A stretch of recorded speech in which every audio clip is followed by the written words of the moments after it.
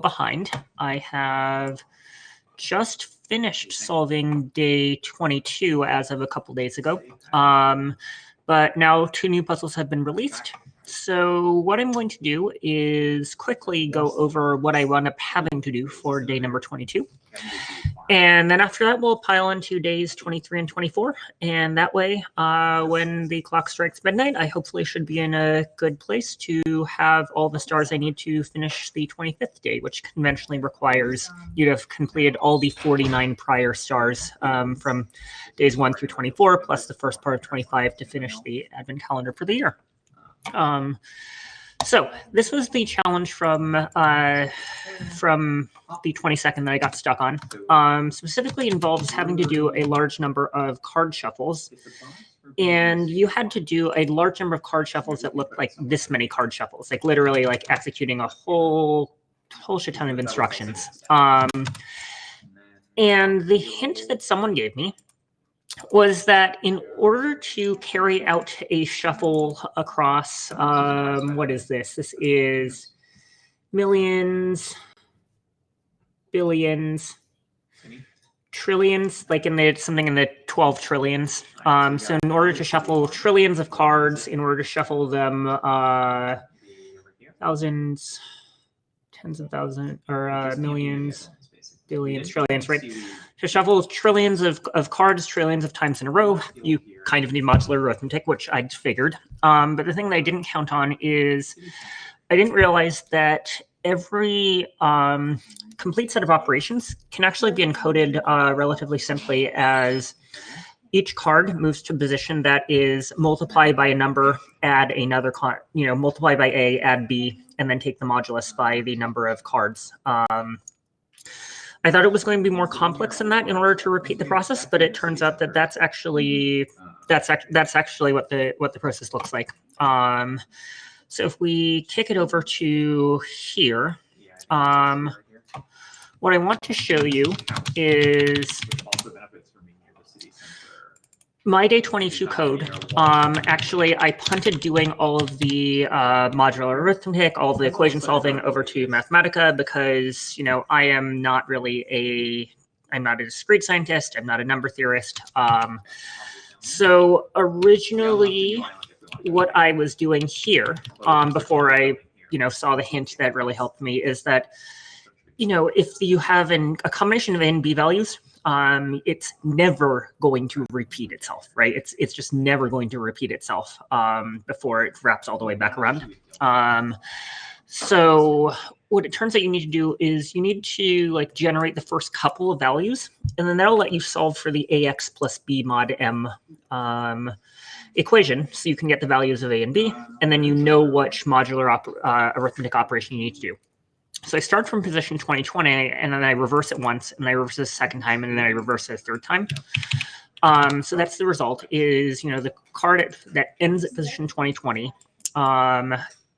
ended after the previous round here, ended after the previous round here, ended after the previous round there. So now what we can do is we can go ahead and feed this into Mathematica. So the initial equation says 2020 times A plus B mod, large number of cards in the deck, equals this value after one undo shuffle. And then when you undo shuffle a second time, you should get that result. So we can get Mathematica to solve this for us. I imagine that if I wanted to solve this by hand or in code, I would have to take the least common multiple and kind of do some jiggering to make the A's cancel out to solve for B, and then after that solve for A. It should be straightforward, just really tedious and annoying. And honestly, I'm here to have fun. I'm not here to do the tedious and boring parts. Okay. So once we have that, we can just sanity check it really quickly and continue iterating, through if we take the 44 billion or 44 trillion, whatever value, and put it through one more time, do we get what we expect? And indeed, it turns out we get what we expect, which is 213 something, something, something. So that's fine. So then after that, we check it one more time, although I don't actually have that value being printed out right now. And then we need to do a little bit of mathematical trickery. So here's the next piece of mathematical trickery that we needed to do. What we needed to do mathematically was we needed to, say, okay, if I take ax plus b and then set x to it and repeat the process, right, what happens? The answer is you get, the b term, and then you get ab, and then you get a squared x. You do it a third time, and then you get b again, ab, a squared b, and then a cubed x, and so on and so forth. So b, ab, a squared b, a cubed b, and then a to the fourth x. You'll notice the interesting property is that the term that's multiplied by x is a to the n, where n is the number of times I've run this operation. And the other aspect that we notice is that we have the series, b times 1 plus b 1 plus a squared plus dot dot dot plus a to the n minus 1. So that gives us an idea of what we actually need to do here. So we can basically evaluate the sum from n equals 0 to k minus 1 of a to the n. I probably should have reversed the k and the n, but whatever. That's, you get my drift. Okay, so that tells me that what I wind up with was a to the k minus 1 divided by a minus 1, and then I take the modulus. So then that makes it quite convenient to do, because it turns out that when you're computing things using modular arithmetic, earlier, if you remember, we had to learn about modular inverses. So we remembered that if you had a value that you multiplied by in order to do the modular shuffle, like if I did every third card, and there would be some other value that I could multiply that by, where I could deal every 1/billionth in one card or something in order to reverse it. So similarly, I can reverse doing a divide. I can do the divide by a minus 1 by instead multiplying by a value. So that value is calculated here. It's power mod of a minus 1 to the negative 1 mod m. And there, Mathematica doesn't have to compute it by hand, because it knows how to do extended Euclidean algorithm and all kinds of trickery in order to compute the inverse mod. Similarly, over here, what we're computing is a to the k mod m again. So in this case, a to the n mod m. And then subtract 1, multiply by Bravo, and then multiply by the thing that we need to invert the divide by a minus 1. So we do that.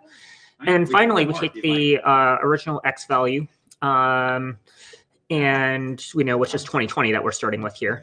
And then we multiply it one more time by a to the n mod m, because that's this term here on the right-hand side. So when you plug in the values of a and b that we got from earlier, you plug in the number of runs to do the original starting position and the modulus, then we spit out an answer. And it turns out that that answer is correct. So 63 trillion something something something. So that's how you solve it.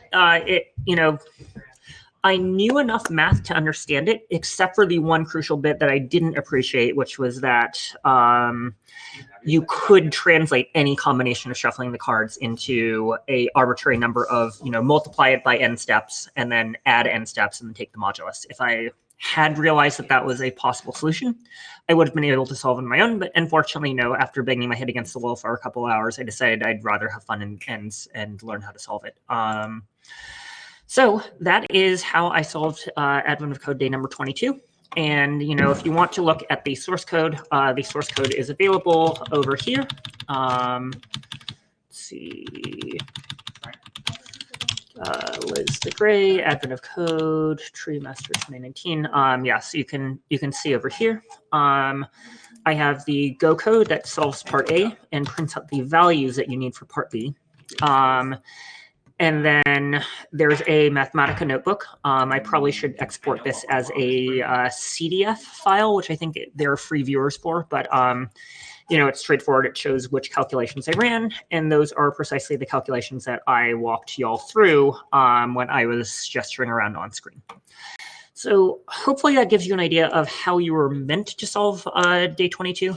I didn't get it the first time. I probably can't give a complete crash course in number theory, but that's how I was finally able to approach it. Okay, so with that, let's go ahead and go on to day number 23. Okay, so we've been waiting for the droids to repair our ship. This was a category 6. Oh, not a category 6 as in hurricanes, but category 6 as far as network cables. Okay, we need to rebuild the network. There are 50 network packets, address 0 for 49. Requested network address via single input instruction. Okay, Go is very, very well suited to this because it really, really supports parallel inputs and outputs via Go channels very well. So I like this. Send and receive packets. Packets sent to a given computer are queued and read in the order received. Two values named X and Y. Use 3 output instructions. So it says destination address, and then the X, and then the Y. Does it actually send the letters X equals 20, Y equals 30? And the incoming packet queue is empty. Provide -1. Okay. That's slightly different than how Go routines work, because normally Go routines block until there's an input. So instead, we have to proactively, when there's a request to read from the queue, okay, this may involve some slight modifications to our encode computer, but it's nothing unmanageable. Input and output instructions, do not wait for a packet to arrive. If no packet is waiting, input instructions should receive -1. What is the Y value of the first packet sent to address number 255? Oh, because there's no address named 255 because there's only 50 controllers. Okay, lovely. I understand how to do this, so let's go ahead and grab this encode computer. And oh my goodness, is that a lot of binary source code? Or not binary source code, but assembled instructions. So inputs day 23 dot input. So let's paste this lovely string, which is about 8 kilobytes long of binary source. And let's look at, I think day 21. Did day 21 use int code? Yes, it did. So let's copy day 21.go into day 23.go.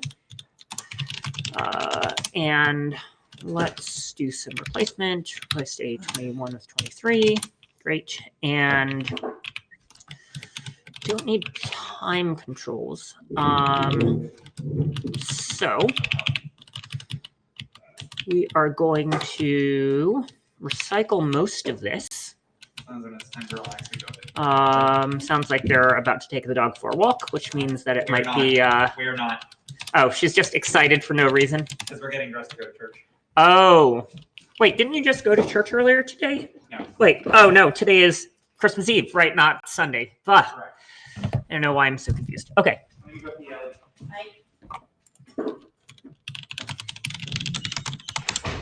Alrighty. So let's have a look at this. So we're going to parse the tape, and then for I 0, I is less than 50 or 49. There are 50 of them in X 0 through 49. Yep. All right. Okay.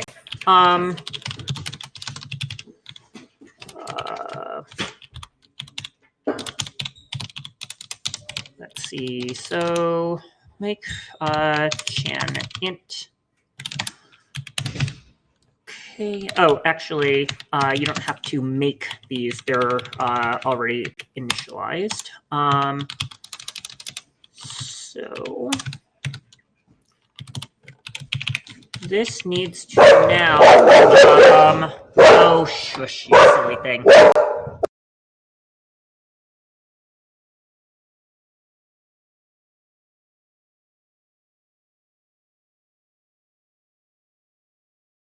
Okay, maybe she's calmed down a little bit. So we make our inputs. We assign it here, and then we also need outputs. Okay.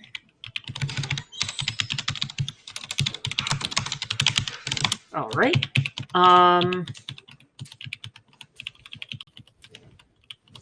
So I guess So you're kind of half in, half out. these And then finally, we need to feed input gets fed the ID number of the channel. And then we need to set up a number of forward or go routines. Oh, here it is. I must have left the button. Okay. Total Madeline. So,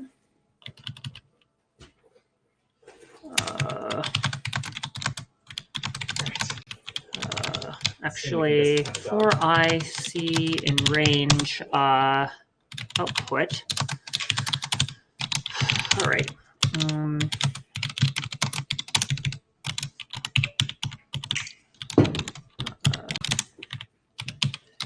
It doesn't need to know what its channel name is, I think.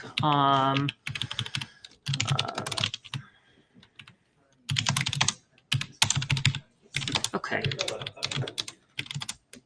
So this one needs to always read the output value. It's 255. Then we need to send a termination signal.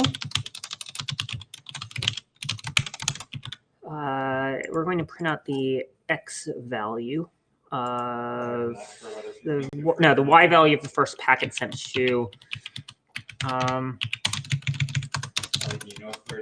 So these always get an X and Y value. Okay. So I read the destination X and Y value. If destination is 255, we print Y, and then we signal the done channel.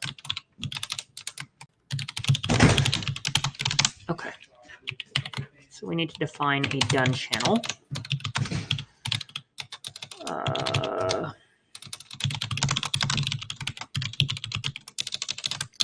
Bool. Okay. And give it a length of 0. That's fine. Okay.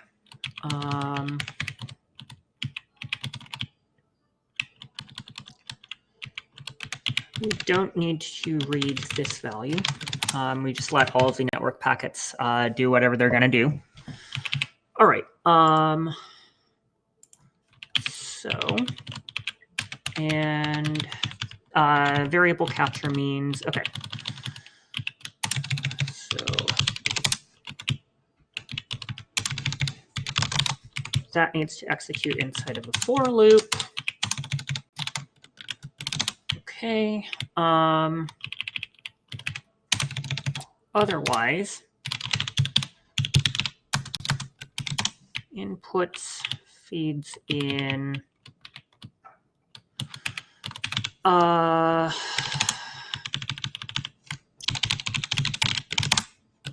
we're going to need to do a minor change.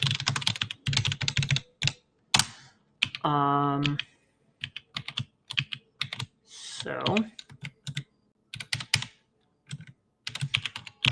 I'm going to need to do two different variants of this. Process non-blocking.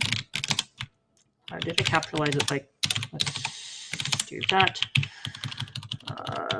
Process internal.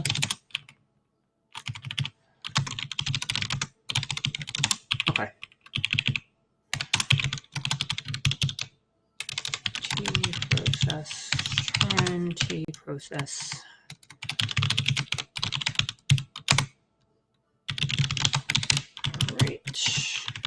That way I minimize having to make code changes to the rest of my code. And now,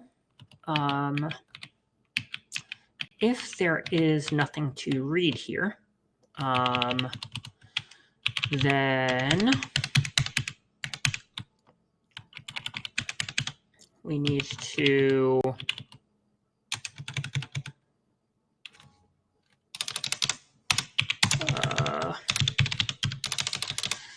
what's this thing called? This thing is called a what is this? what is this called?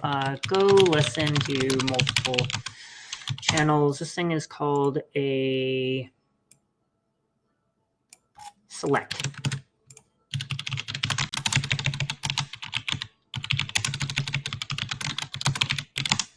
Okay.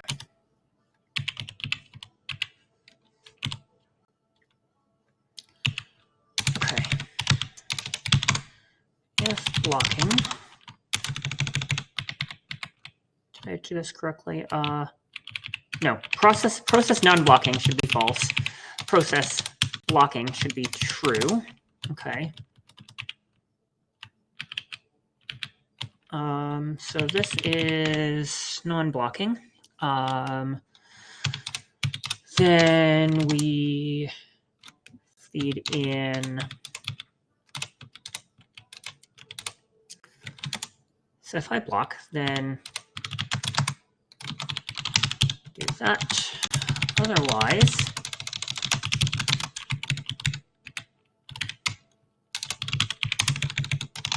all right.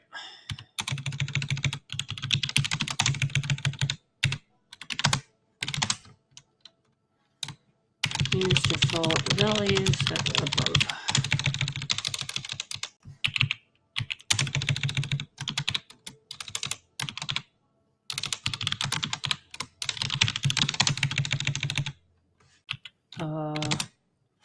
Does that take a case? Yeah, it does.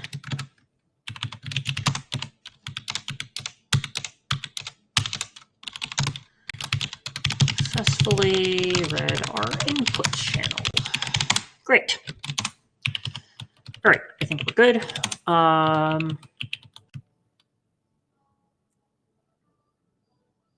Yeah, that should do it. Let's just go format it first and make sure running day 21 works. It does not. Because send to non-shanted. Oh.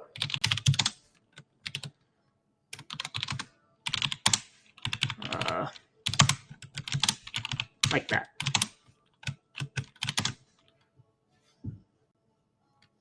Okay. Okay, that still works. That looks correct. Great. So now I can use this method in day 23. Process non-blocking, non-blocking. Okay.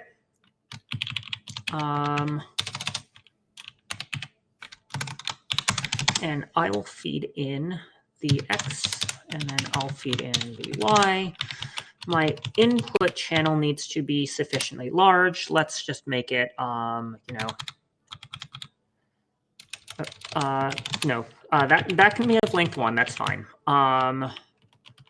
Instead, what needs to happen is we need the output channel to be sufficiently large. Okay, so output is a make chan int.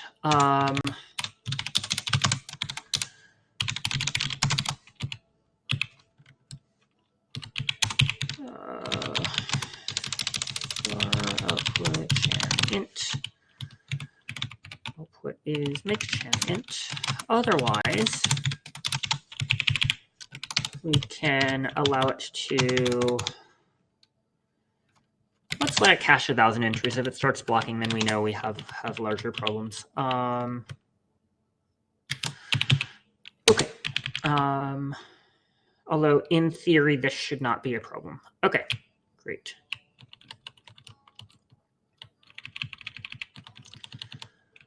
Okay, so we repeatedly run this. Okay. Oh, and then we need a done signaler.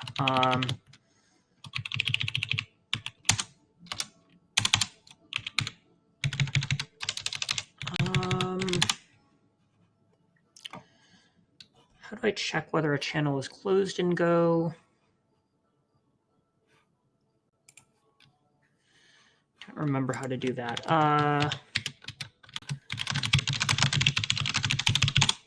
In order to check whether a channel is closed,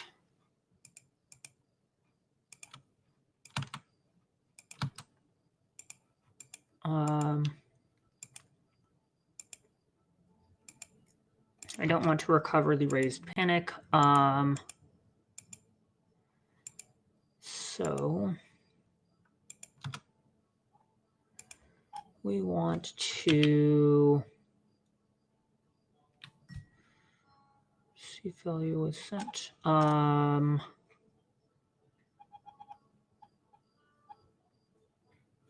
Okay. So the channel is closed.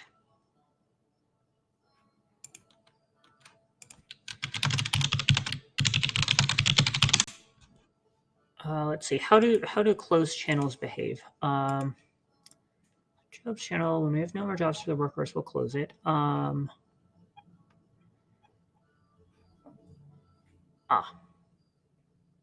Okay, but that's the mechanism of okay. You know what? Actually, it is fine for this to trample.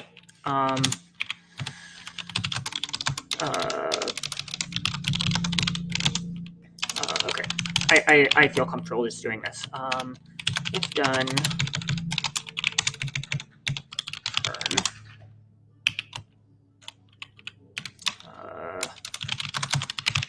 Okay, it's fine.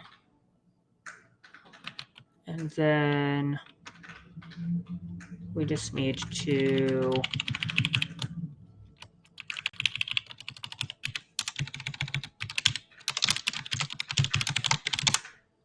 actually okay, let's just make sure we cleanly tidy these things up.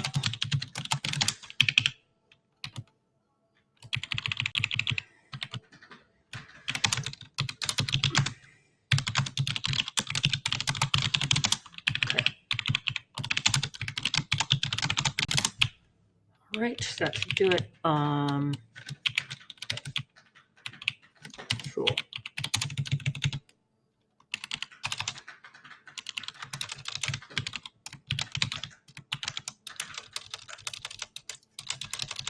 All right, and okay, I think that should do it. Let's try this and see what happens.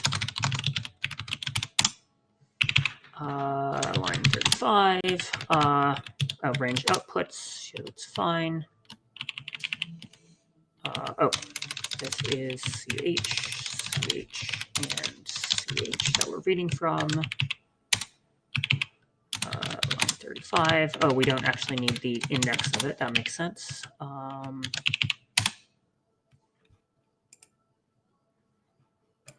Okay. Let's now go back to reading the problem. Input and output instructions never block. No packet is waiting. Input instructions to receive -1. Boot up all computers and test the network. Just the first packet. All packets contain two values contained X and Y.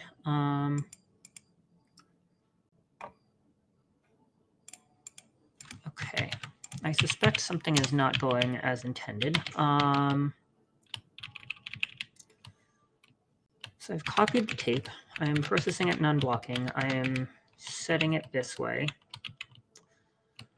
Oh,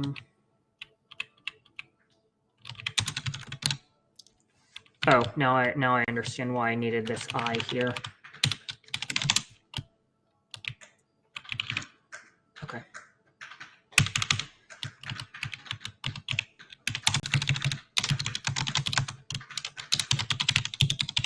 Let's do it this way.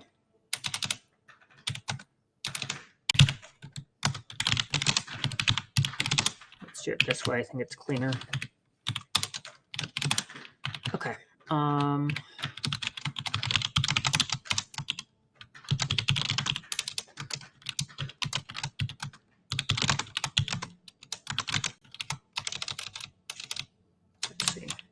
Let's see. We can code this a bit more efficiently. Okay.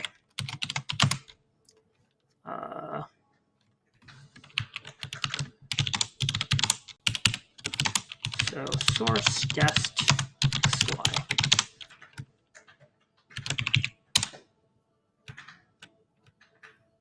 Oh, it does finish now. That's so freaking weird. Well, I guess I will take that and run with that.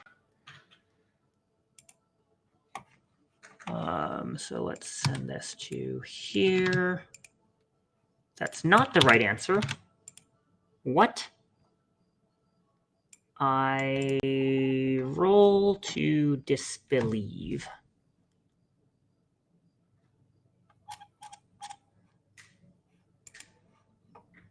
What is the Y value of the first packet sent to address 255?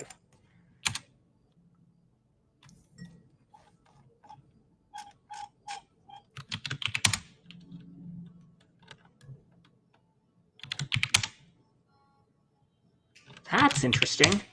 I'm getting inconsistent results. Because I did successfully get an output value way back here. But now it's not doing it. The other thing that I think is interesting is I'm getting these weird, really wacky values, which suggests that this suggests that I need to be using int64 math rather than int math, which I'm happy to do. I just, yeah, this feels a little bit weird. I really don't want to change the types of everything in my programs.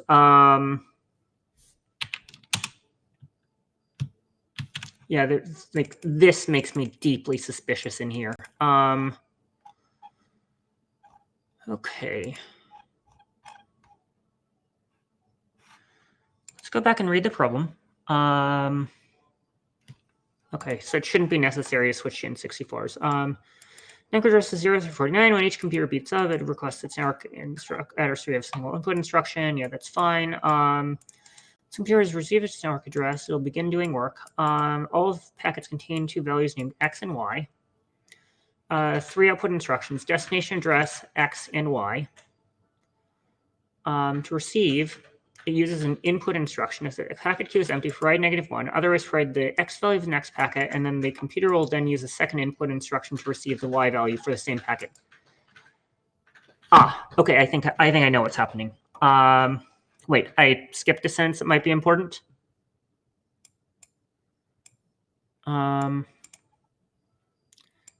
Packets sent to a computer are queued by the recipient and read in the order they're received. I do that. Oh, no, I don't, because the input buffer is not sufficiently long. Okay. Yep. Thank you. Let's try doing that. There we go. Let's try that instead. That's the correct answer. Good. Okay. Thank you, A9. Appreciate it. Okay. The NAT receives the previous packet.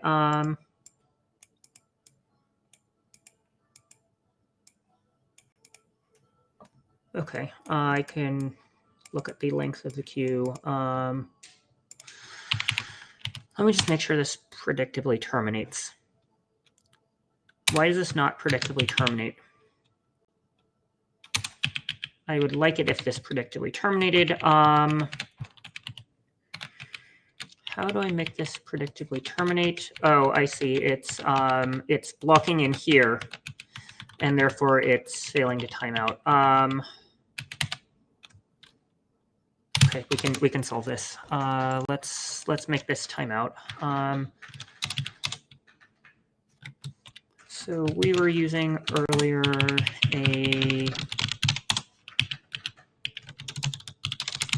we're using a select earlier.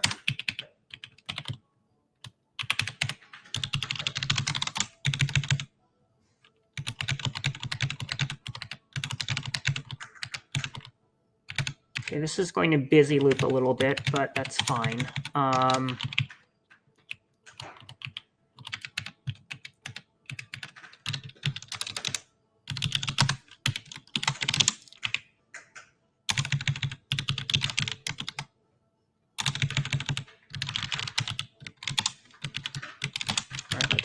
this.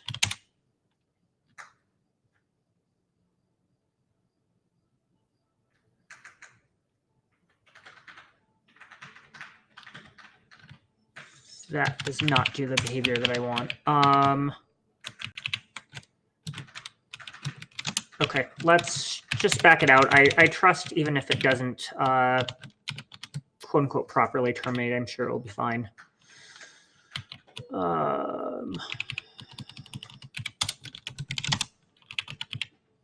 Right, so let's get our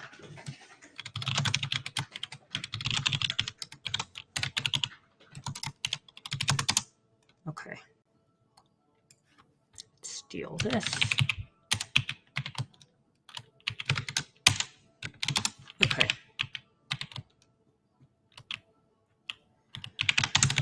All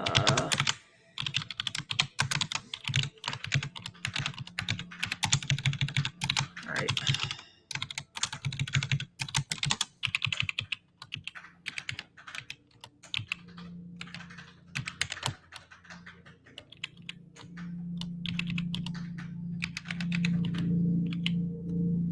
Actually, I know the correct way to make this finish. I don't actually need the weight group. I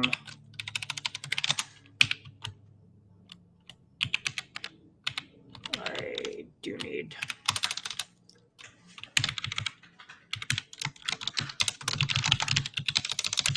Okay, fine. There we go.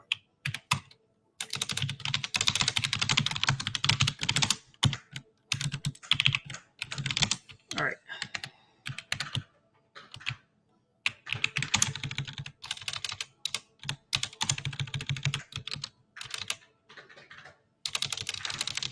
Now this should work.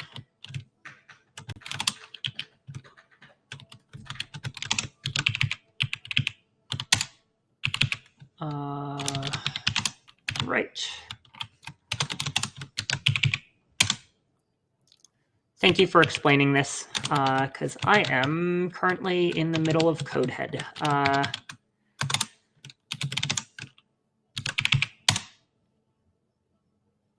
There we go. Oh, and that needs a... All right. Oh, shush you, dog. There we go. Now that works correctly. Okay, now we do part 2.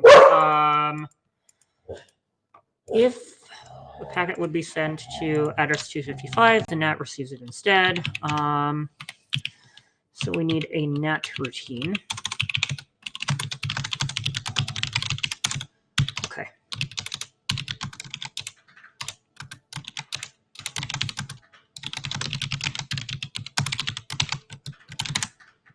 All right, and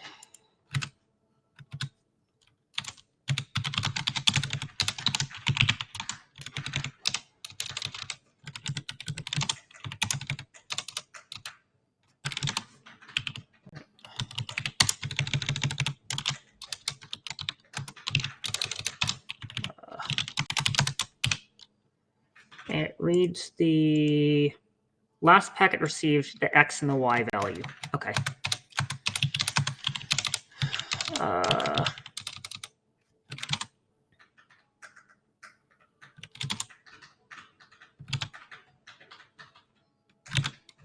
Yeah, it should be fine. I trust. I could just overwrite the, you know what? I trust this is fine. Okay. So, and now, finally,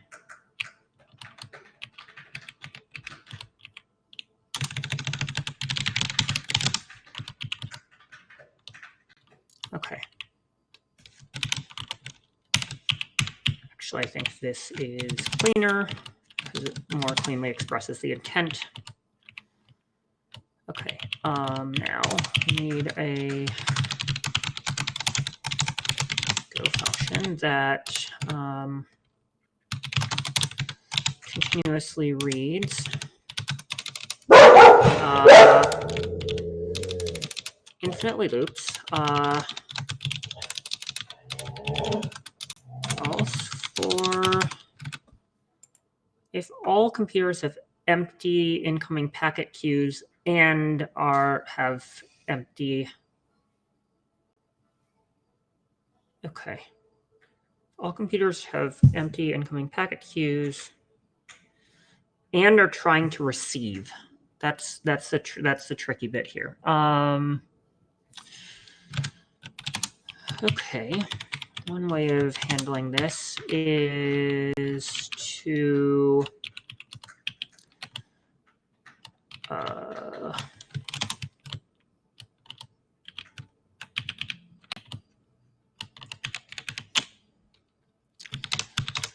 okay.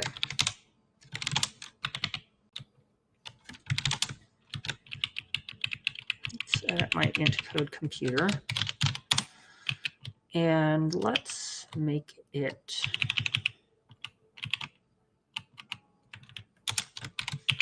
so it is output and then done. Yeah, output and then done.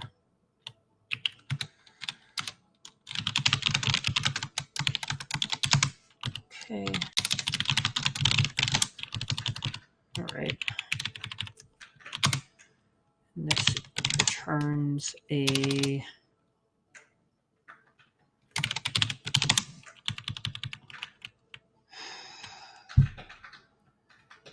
not entirely happy about this because this is in theory going to be racy, but it's fine. Okay.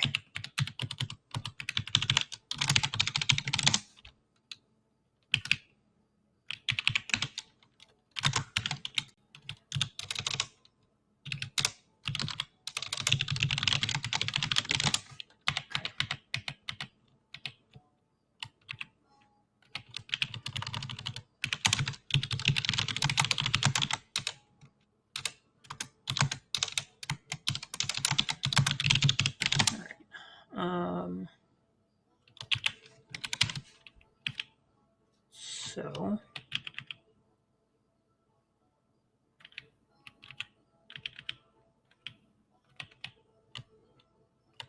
if I get to this case,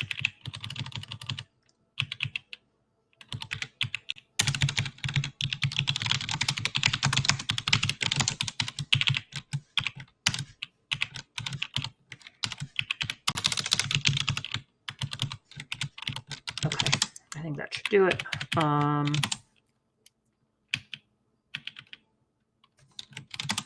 Yep, that makes sense.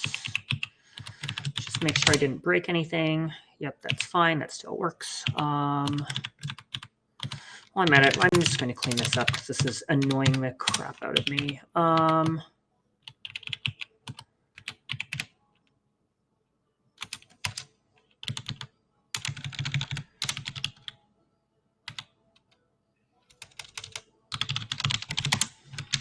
That is annoying me.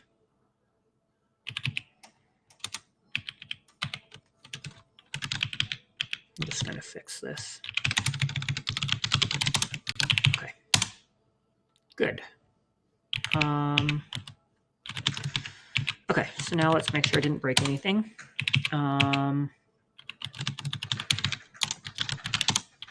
Okay.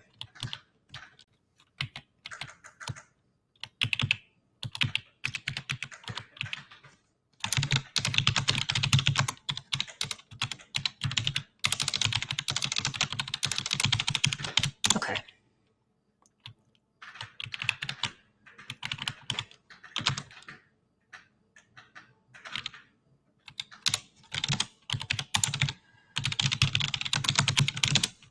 All right.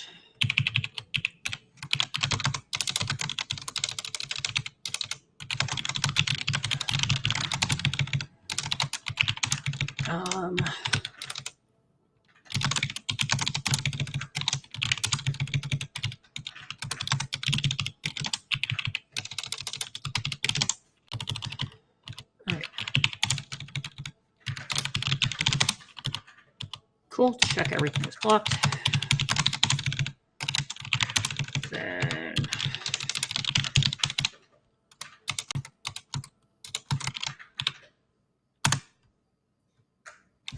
this is nat x and nat y. Nat x and nat y.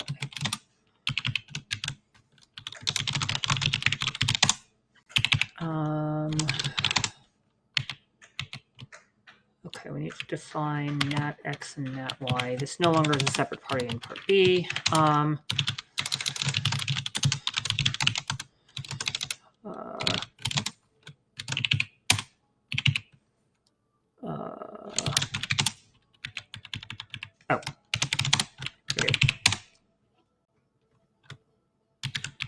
Okay, that clearly does not like itself. Oh,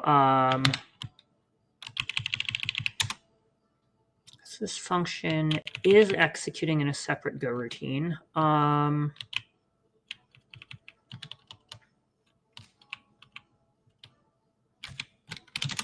What's broken about this now? Does day 21 still work? Yes. Okay, I may need to print out a stack trace of what's going on.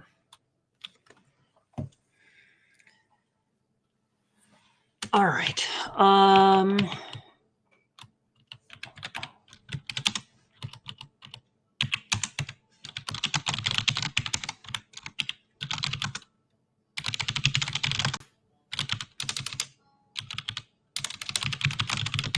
Let me just start. Okay, so that's not where my problem is.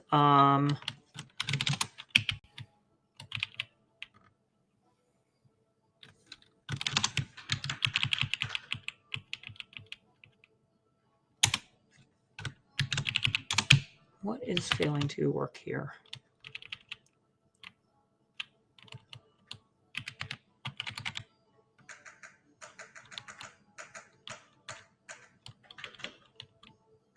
Should be running in a separate Go routine. That should be listening to each output.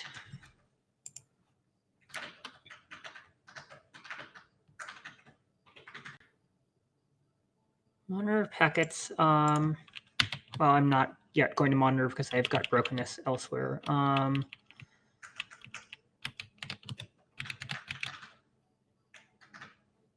Oh, I see. No, but part B is false, so that shouldn't be the case. Let's just comment this out virtually. Okay, that yields the correct result now. So the issue is in here.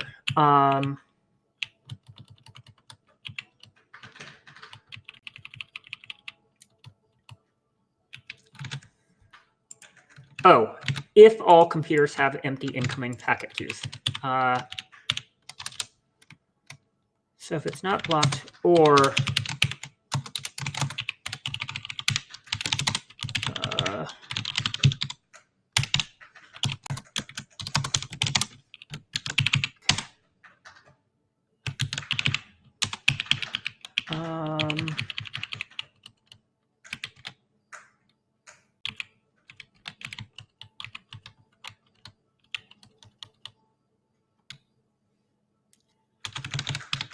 let's make sure I can execute even one successful try at that. Yeah, we can. So the problem is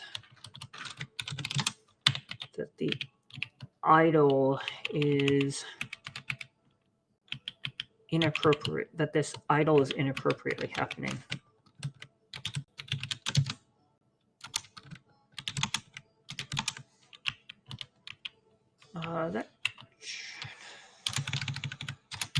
Let's just make sure that this works as intended.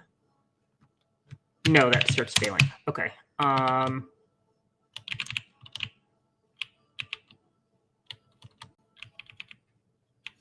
should, in theory, work. Why is this not working? Let's try that. That works fine. Okay, so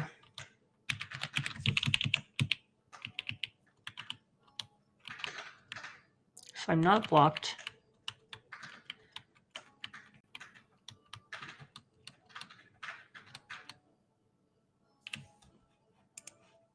so the last packet it received to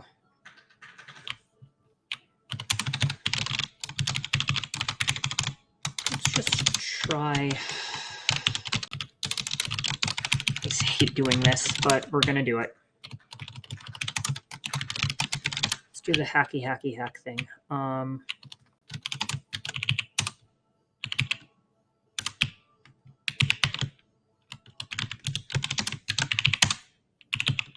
What?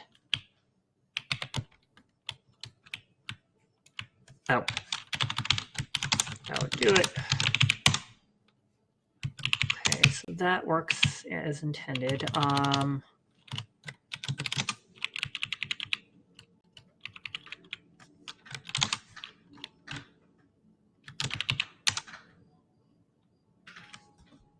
Oh, I see. So I'm incorrectly inferring that I'm blocked, and then I'm falsely transmitting a value into the inputs channel, which is incorrect. Okay, why am I falsely inferring that I'm blocked?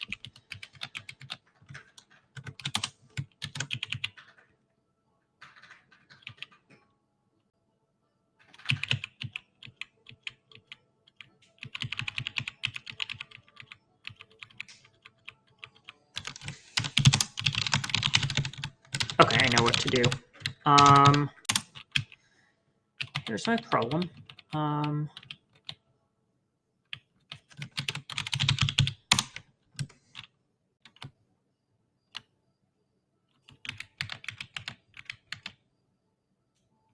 So waiting input is set to false.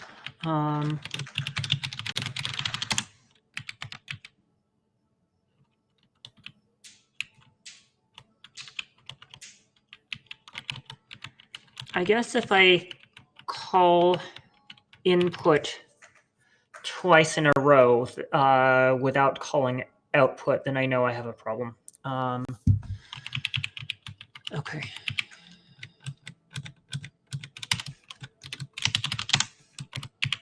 All right, so let's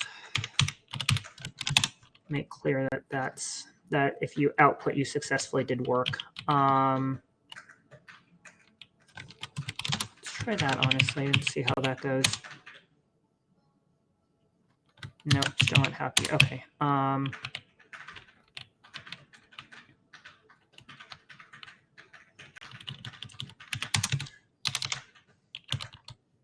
Okay.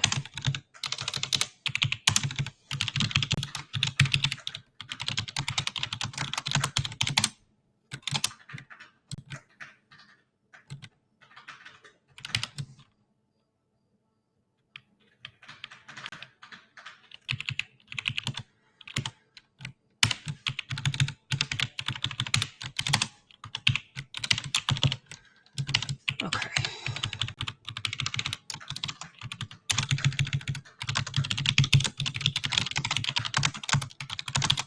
Let's just hit it with a sledgehammer like this.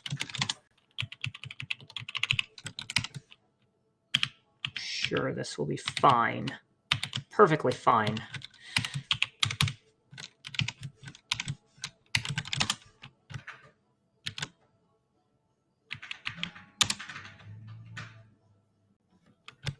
Huh.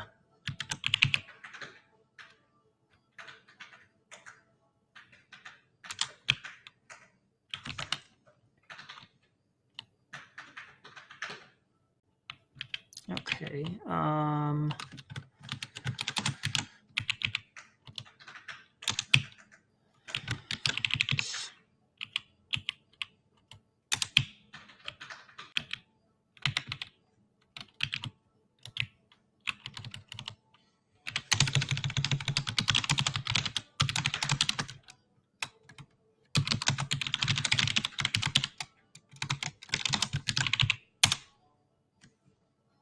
Oh, now it finishes.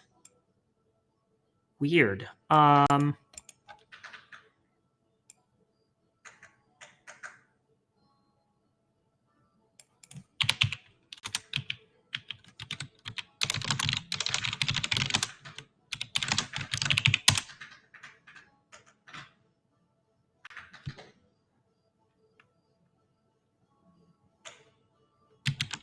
does it think all of them are blocking?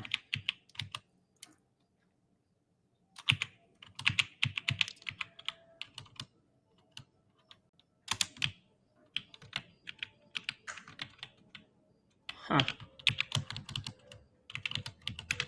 Oh.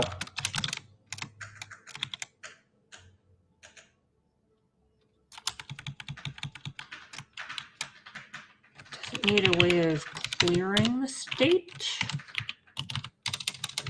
There should only be one thing that sets it.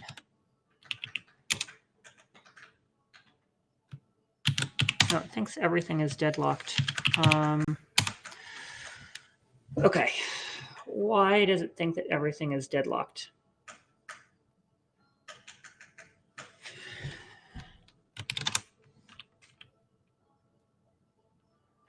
Oh, I guess it's possible that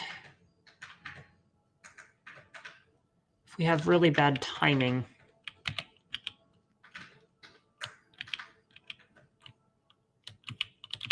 I don't love this, but I think this will work.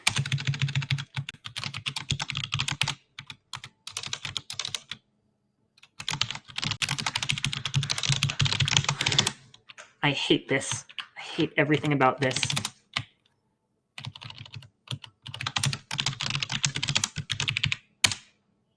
Okay, now that works fine.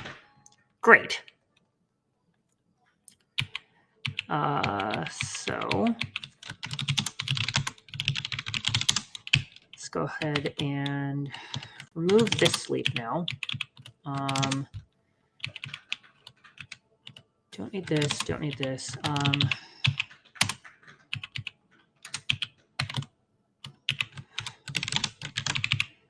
Technically not faithfully implementing the spec, but you know how it is.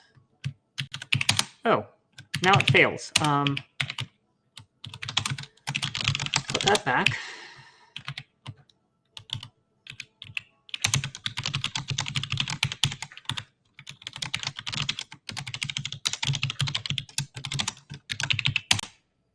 Okay, so now that works. Oh, but that I think finish is too fast.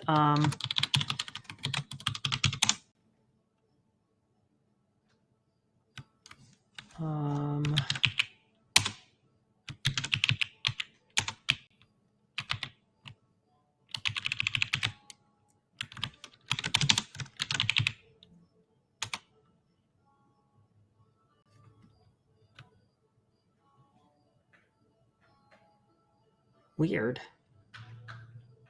Let's see what to do about this.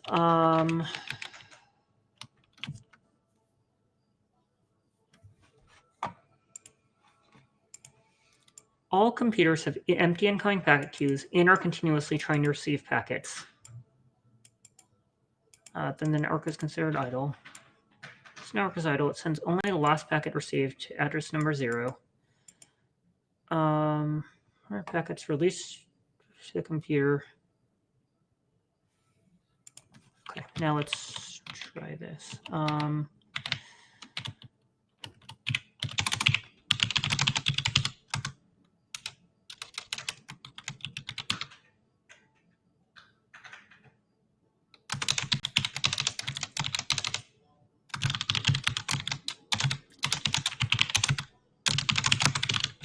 Okay, let's do this.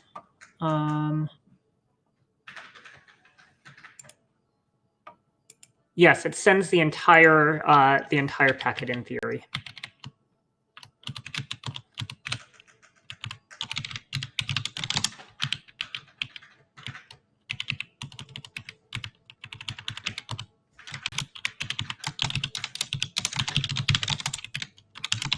Try that just to make that a little bit more synchronous. Okay.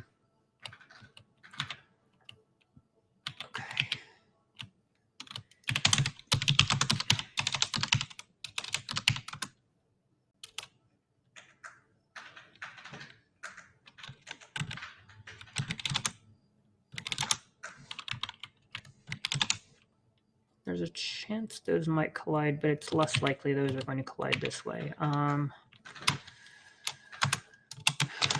Okay.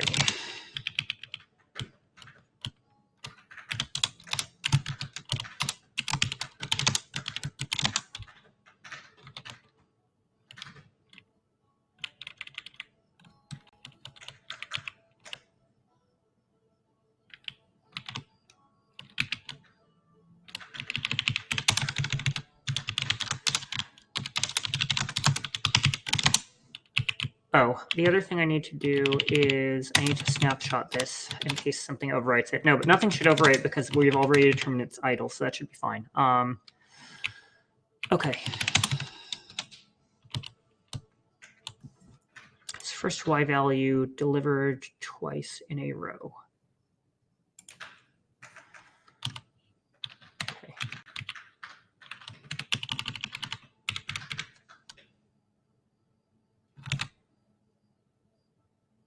Oh, the y value is delivered twice in a row. Okay. So that actually...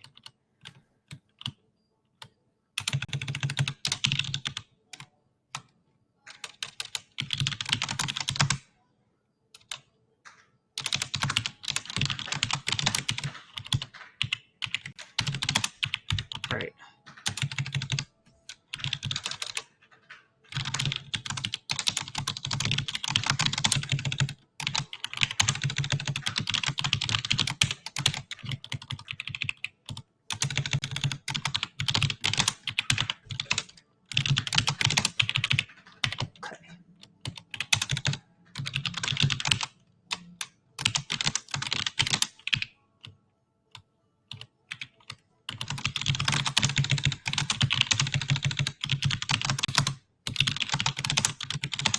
Let's try that.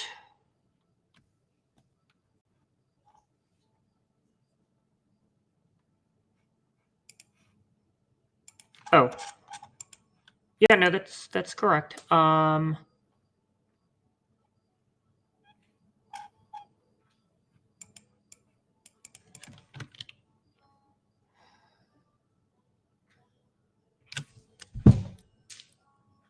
So why is the deadlock logic not triggering here?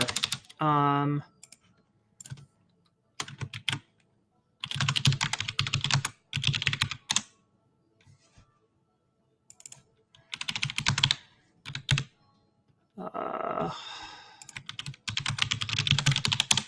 do I get this to thread dump?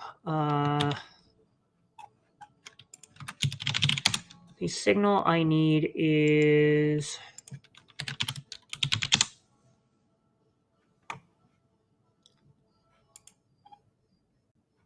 abort. Ah! That could have been bad.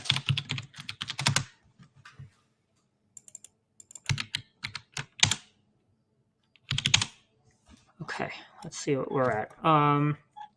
That's been receiving for a minute, receiving for a minute, receiving for a minute, receiving for a minute. Those are all receiving for a minute.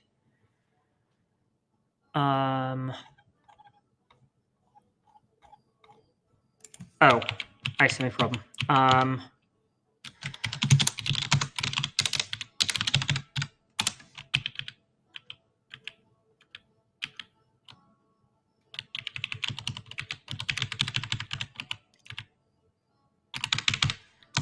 We've asked for input twice in a row.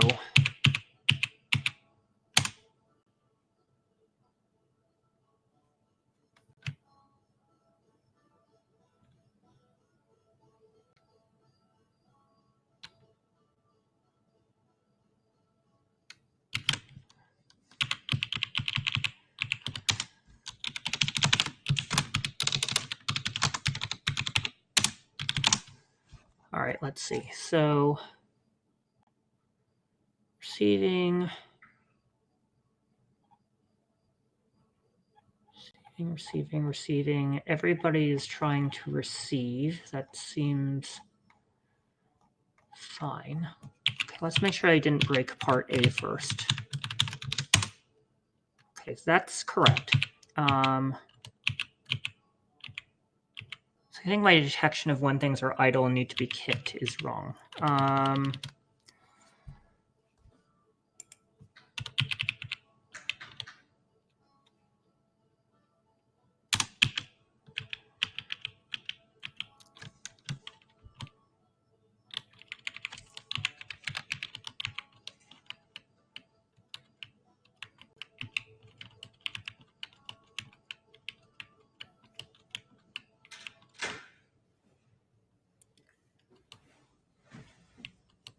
Okay. Spent more than one cycle. awaiting input. I set my awaiting input flag to true.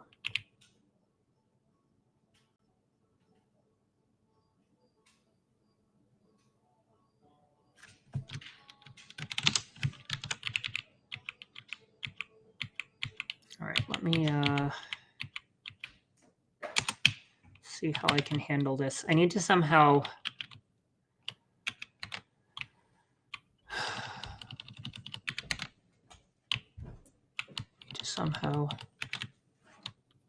why is this? Is it already the Rex piano? Yeah. If you're quietish. Well, yell at me if I'm loud. Okay. Okay, I'm putting it into inputs 0 like intended. Yeah, it's my idle detection that's wrong.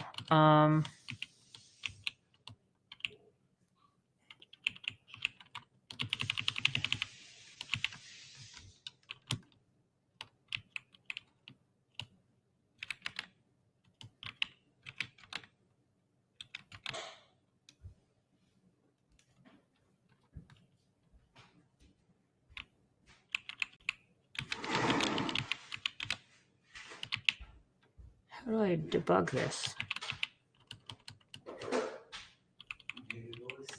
See, length of inputs to I. So if I'm not blocked,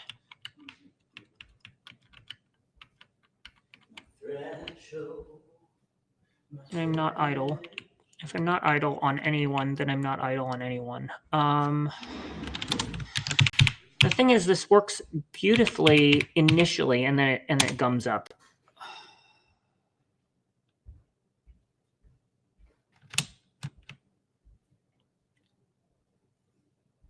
Oh, I'm failing to log when I actually let's log.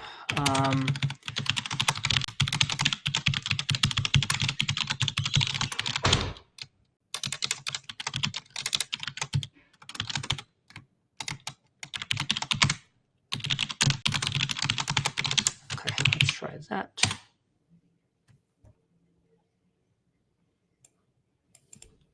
Yeah, okay, that detects idleness.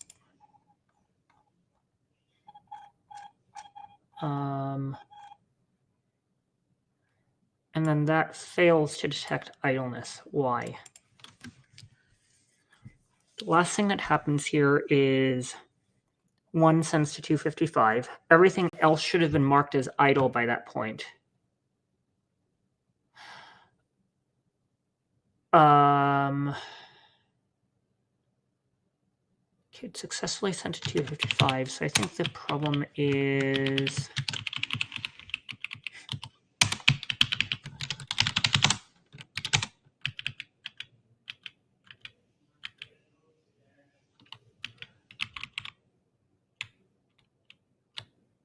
in here. Let's just try deleting that and seeing whether that works.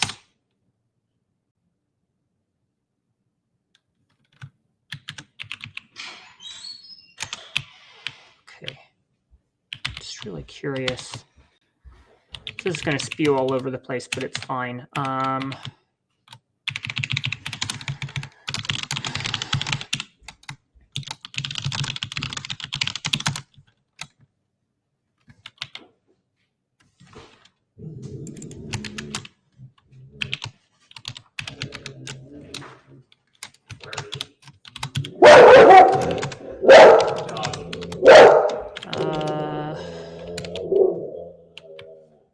Hey.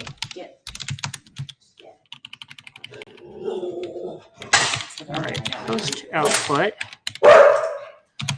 We feed in the, oh, I guess we don't know which number it is, but okay, status post output. Well, we'll know which one is which. Okay.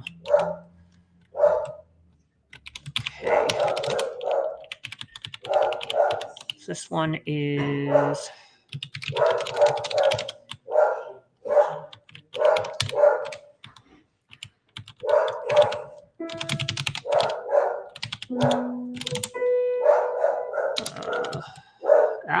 line 132. Oh, whoops. literally missing a brace there. What did I call this? This is input. Inputs. Okay.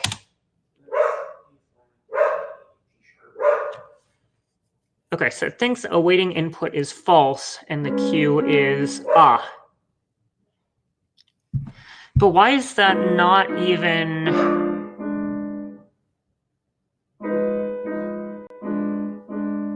This ought to try to run an input. What command is this executing?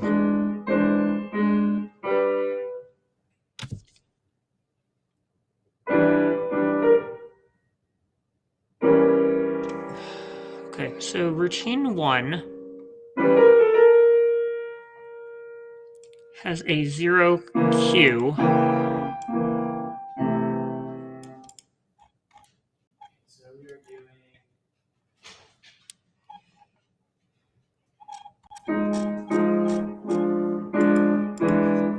How come this has...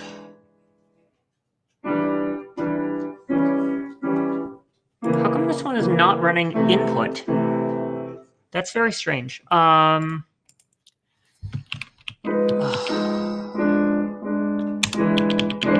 This is going to be super spammy, but I'm going to have to do it.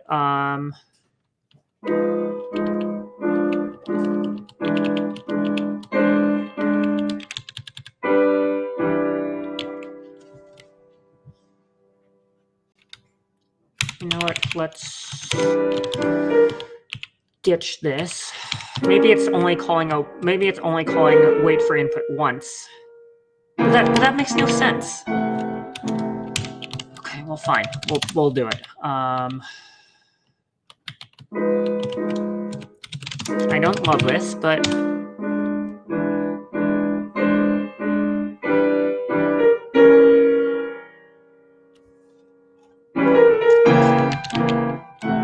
let's make sure this still runs. Okay, it does.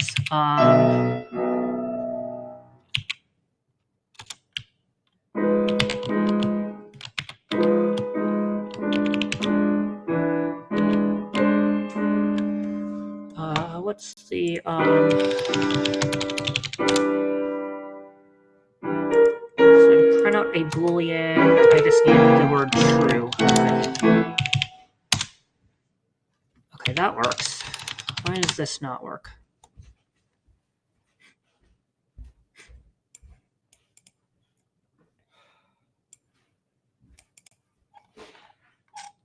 Ooh. Okay, this should be executing something, but it's not. I feel like I have some kind of gnarly bug in here.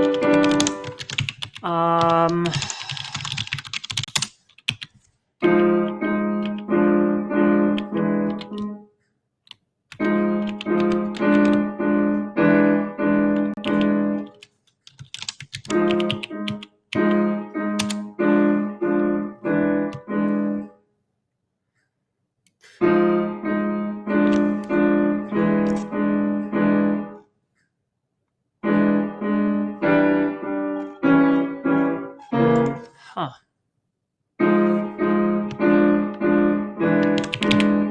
Actually, I know a better place for that. I know a better place for that to go. We'll just take that away.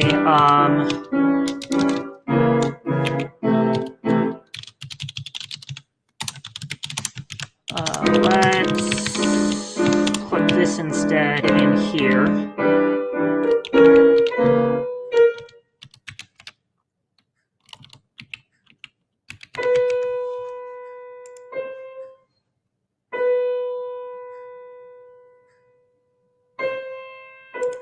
All right.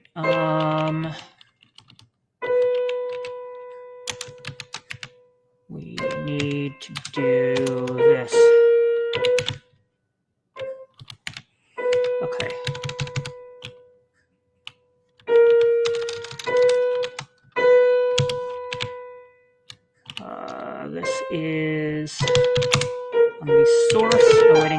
input and input source.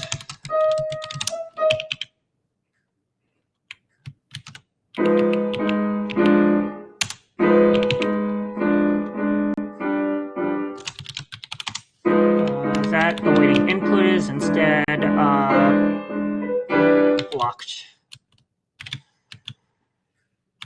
Blocked index. Oh, and that is a pointer, so that needs to be resolved.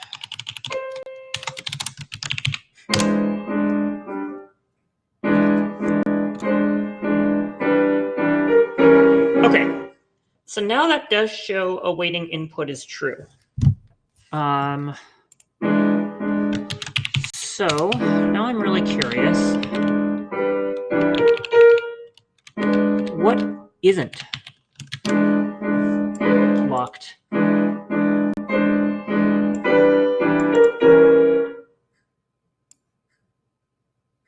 Ken thinks that after it's written, it's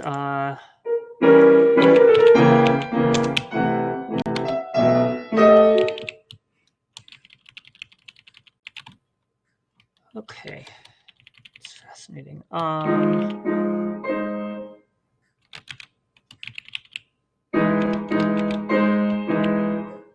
It's not blocked.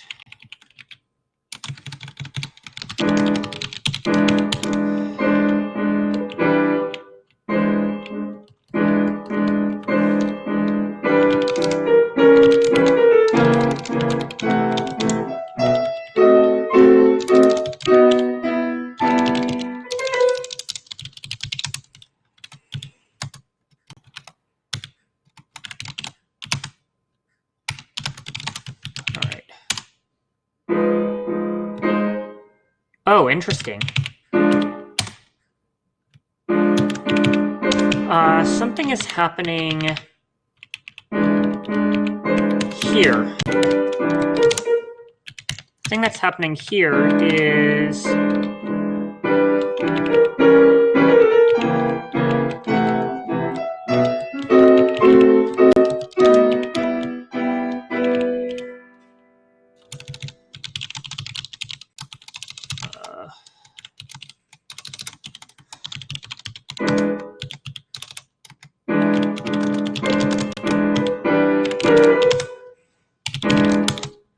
maybe it's that's the problem.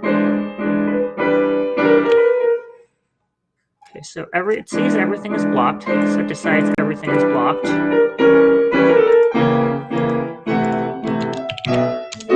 Alright, let's see. So I think that I'm stuck in this Go routine here, that it's trying to write into the inputs of X and Y and failing to. But why is it failing to? It shouldn't, because inputs is a buffer that is nice and long. Let's just change that and see whether that makes that better.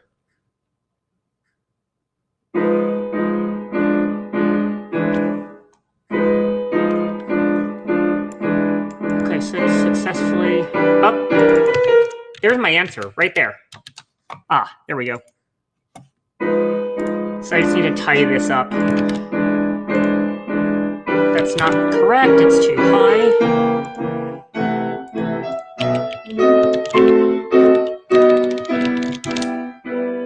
Oh, yeah, that's because that was my answer from the last time. Oh.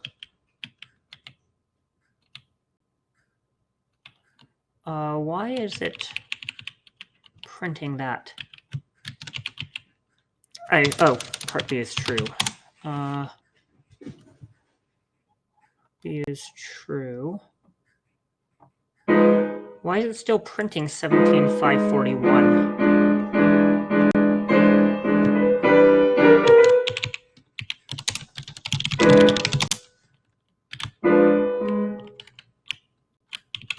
This makes no sense. All right, let's reset my buffer and have a look. Let's see.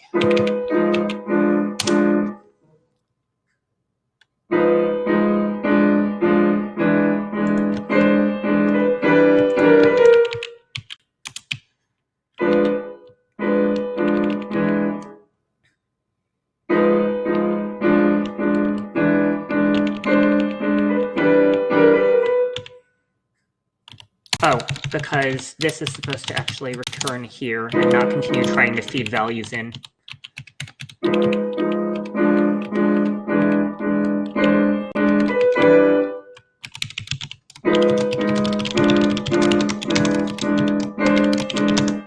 Let's try that.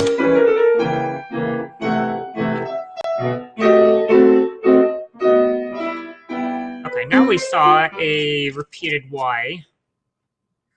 And this should be resulting in this getting torn down. What was my answer? My previous answer that I was giving was... All right, let's try this. That's still not the correct answer. That's fascinating. Monitor packets released by the computer to address 0. What's the first y value delivered by the NAT to the computer at address 0 twice in a row?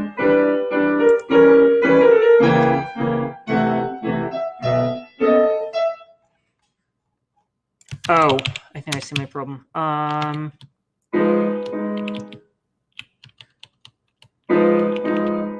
No, this is actually... I actually did deliver this value.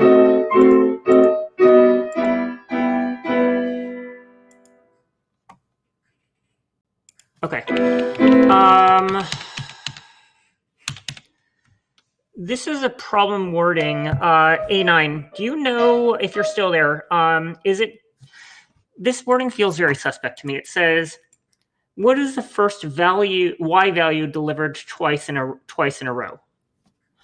Does that mean that if I have two different packets with the same y value that are both delivered, does that trip it, or is it only the same identical packet?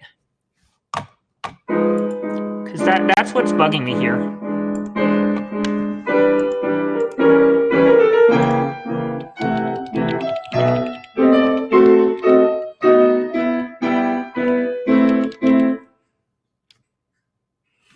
Because, let's see. So, it thinks that I sent y before.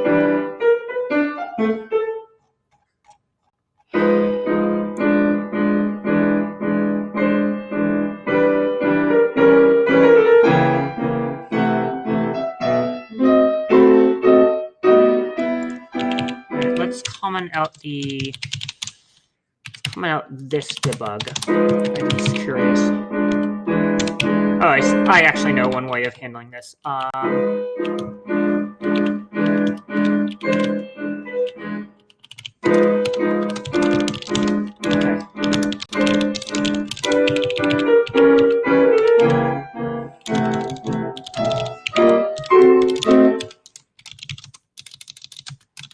Control 0.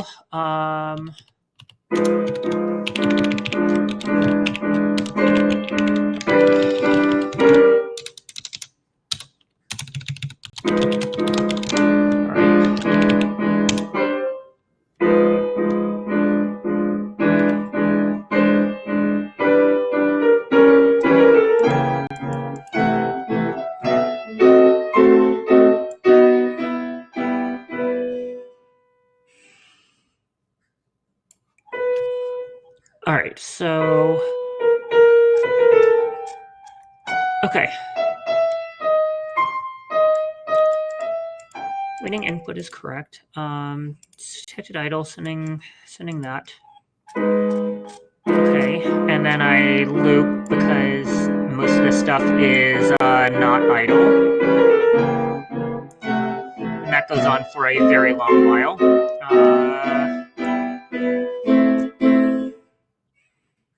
Why does it think 17,541 is the y value that was sent along? Okay.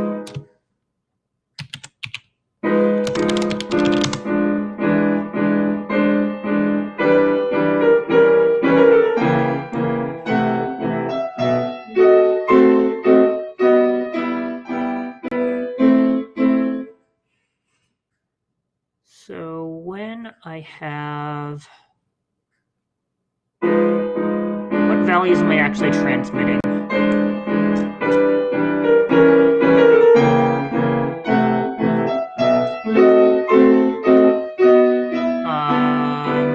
Let's see.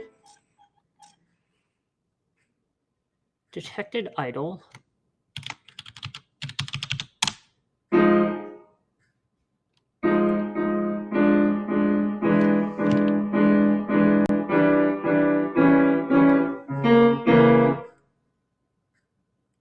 Yeah, no, I'm not asking about what's delivered by the NAT. What I'm asking is, oh, you're saying that the packet has to be identical. That's not just the Y value. Okay, I think that's simple enough.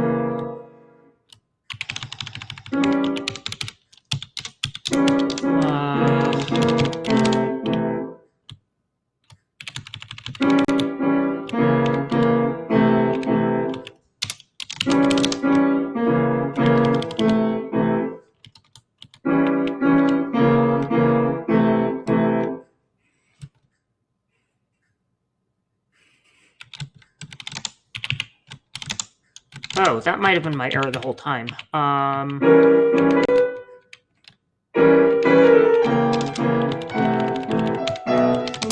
right, let's try running that.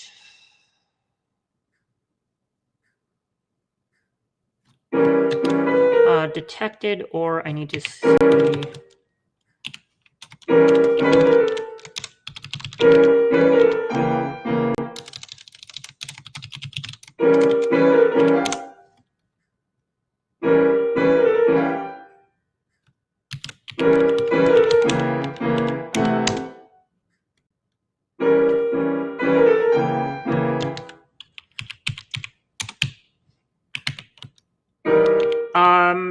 That's because I am sending the second. I'm not sending the second packet. So when it says saw repeated, that means that it. Hun, can you make it a little softer if you're repeating the same passage over and over? Sure. Thank you. Yeah, it's sending the packet a second time.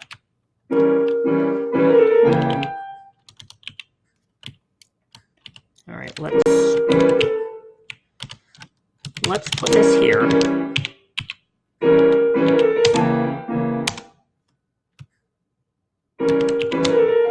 What's happening now?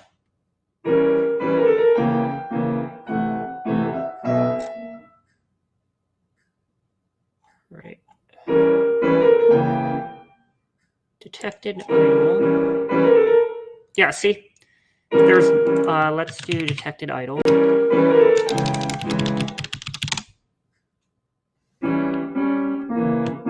Oh, interesting. Why is it sending the same value? That should be updating.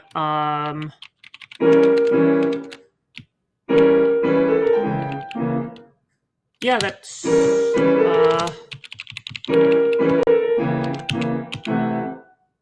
okay. Let's try that.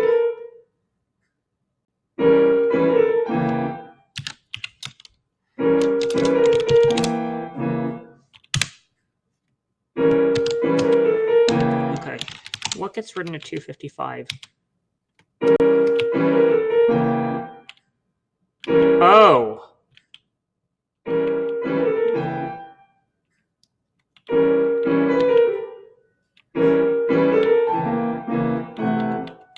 I'm detecting two idles with the same packet in play. That's the problem. Because it's detecting idle, right? It's detected idle here. Yeah, it's sending that same packet twice.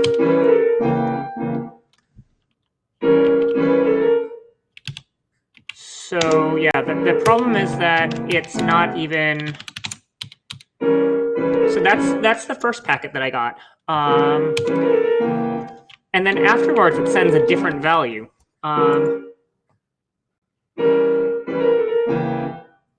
Let's narrow to 0.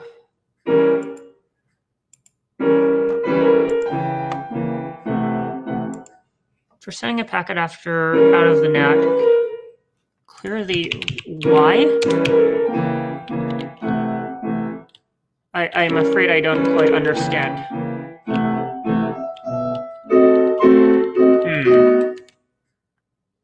Yeah, I'm not sure. I'm not sure why, because I'm.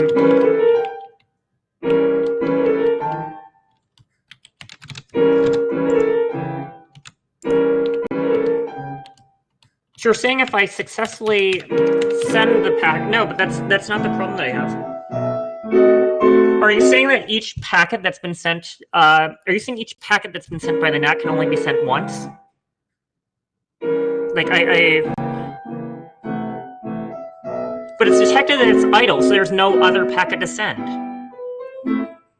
I genuinely am confused.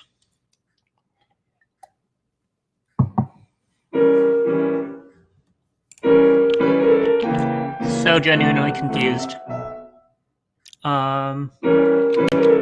Let me just mute my microphone and type instead.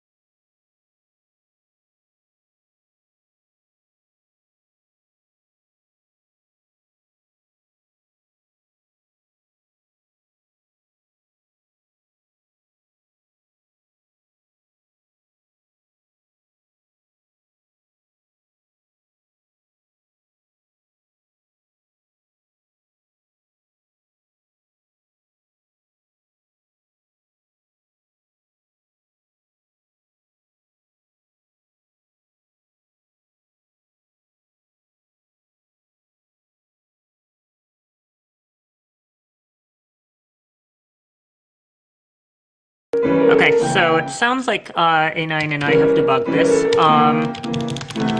So if I look at my traceback, so my traceback says that I have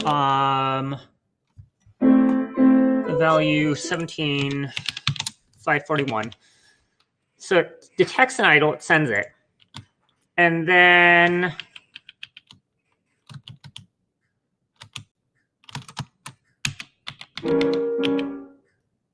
it detects idle a second time and resends it, and I think that's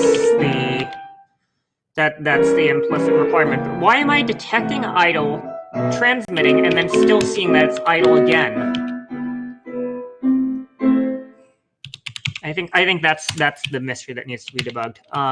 Okay, so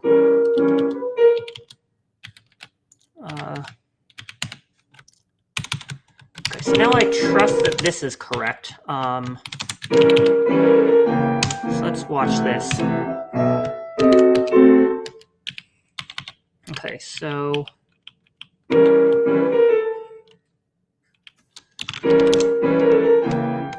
yeah, I see this.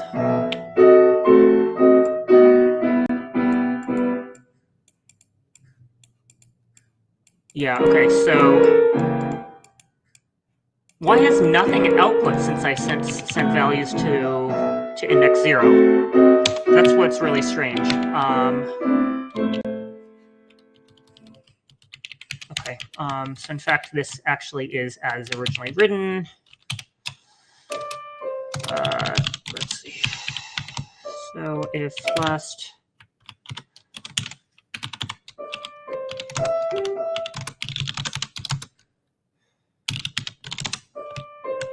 Okay. So I wrote those two values in. Okay, so now how does this run?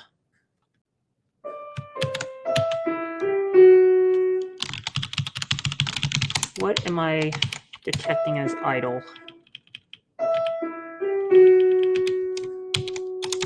Oh, now I'm only sending the idle value 1. Let's try. Okay, so detected idle, it's sending, it's repeatedly sending.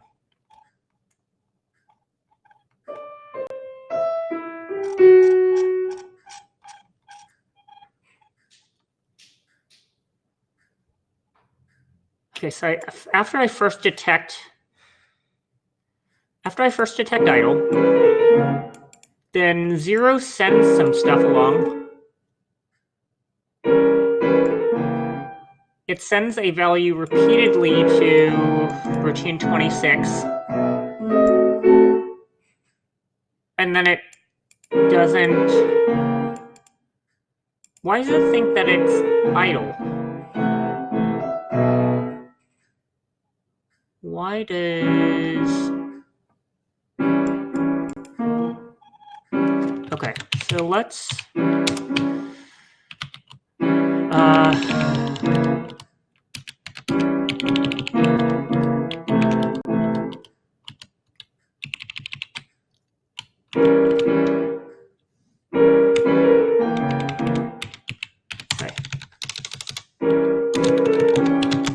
Last equals nat, and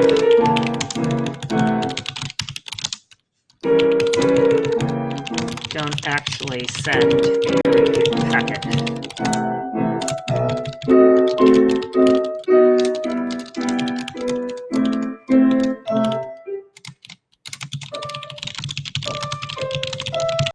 All right, let's try that.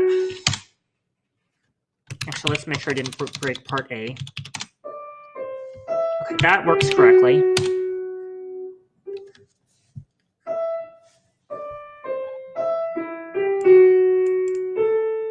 Okay, yeah, it's falsely detecting the, yeah, okay, so it shouldn't be.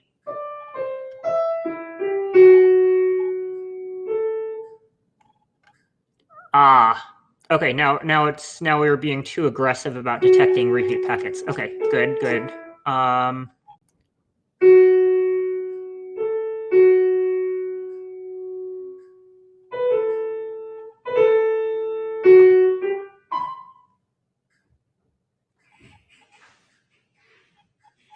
my goodness. Okay, if I am actively working, but why is it, I still don't understand why it's incorrectly detecting that it's idle. It shouldn't be. Well, we've kludged around it. Alright,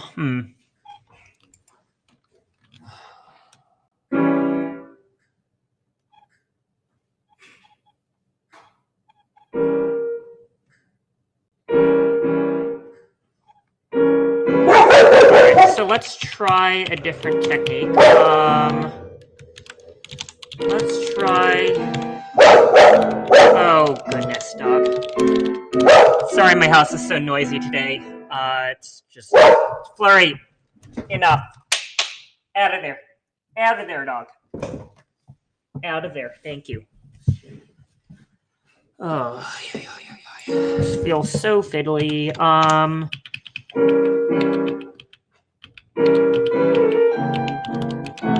Oh, I think the reason is this sleep is too long. Let's try that.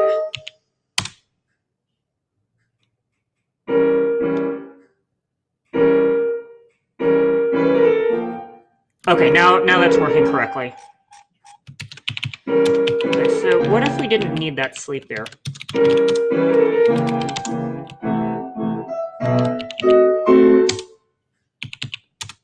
Yeah, let's try taking that out and make sure part A still works.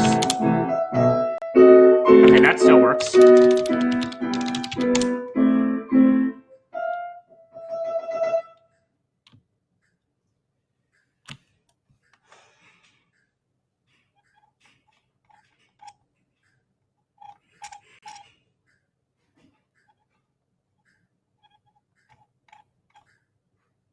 Okay.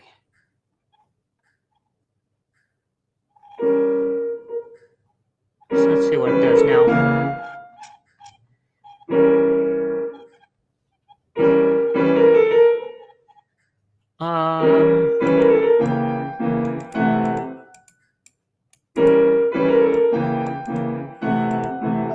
Okay, now we're not even getting that far. Now we're not even getting that far. So maybe there was something to...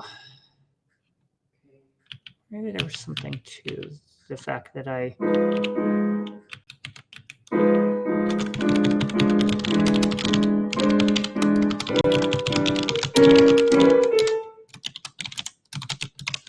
that's going to spew all over the place. Wait, this actually terminates. Oh, because that's on purpose.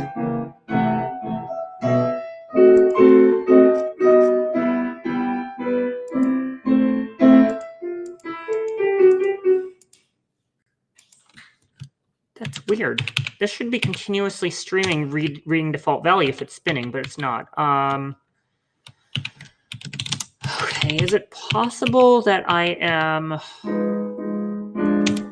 overflowing my buffers? Because that would indeed cause it to block.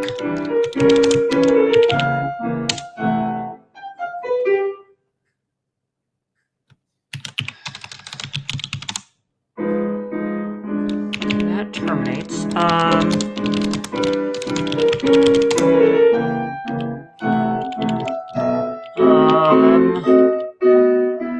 Let's see.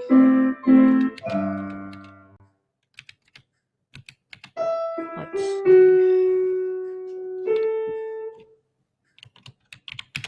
Again, these channels are not receiving or sending that many values. This shouldn't be necessary. Yeah, that's fine.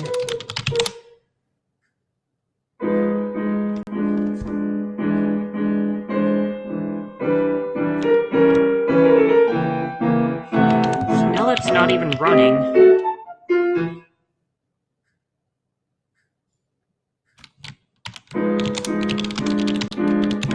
How did I get this wrong? So it's repeatedly trying to read.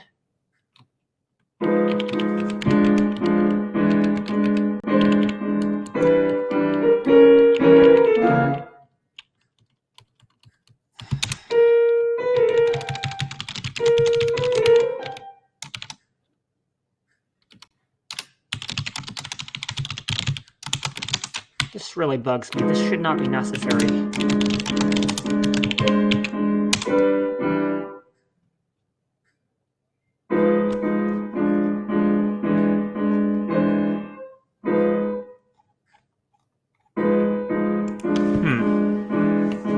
Yeah, I'm afraid I don't understand what's happening inside of here and why it's detecting that it's idle, it's sending a value, and then nothing is happening. Like you would expect after that it would attempt to read.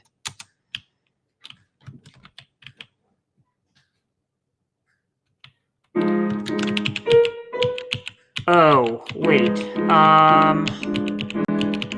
An idea. I bet. Okay.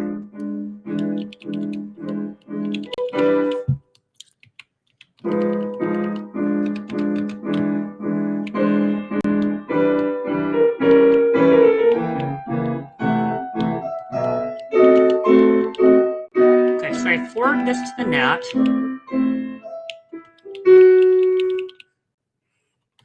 Forward it to the NAT.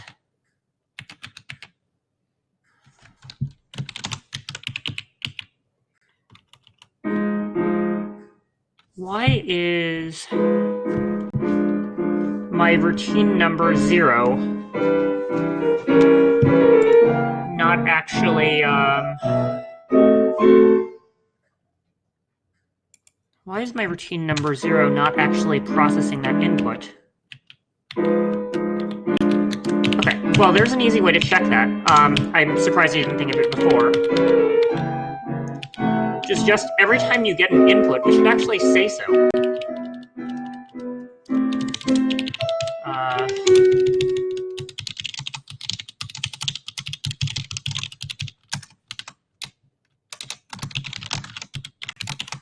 Like this should work, and if this does not work, I'm going to be awfully suspicious. Let's set this back down, because this should be more reasonable. We're not exchanging that many values.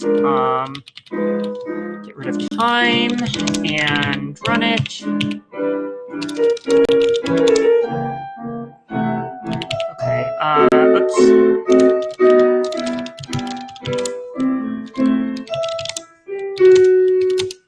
So we received the value. Oh, whoops. I actually need the value. Okay. Okay, so this actually works.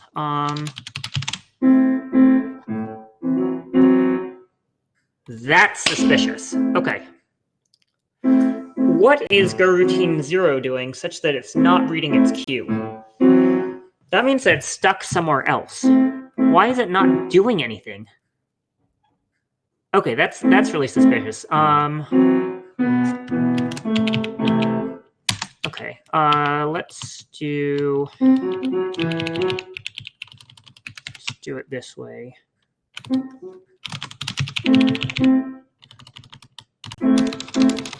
I don't want to change the function signature.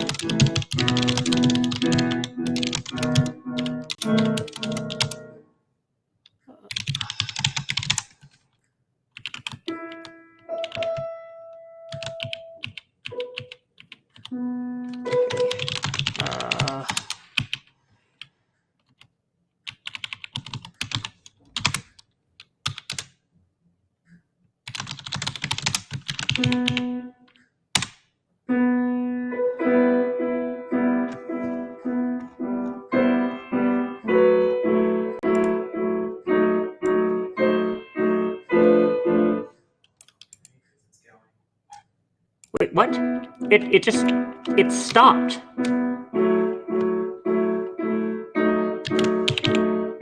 That's a little strange. Okay, that makes me very deeply suspicious.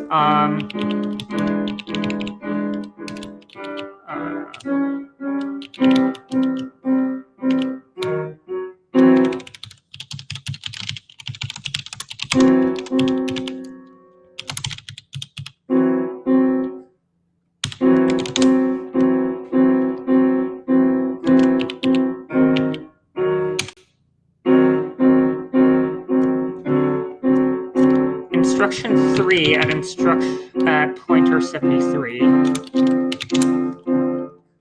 Instruction 3. What's instruction 3? Instruction 3 is input. We're not blocking.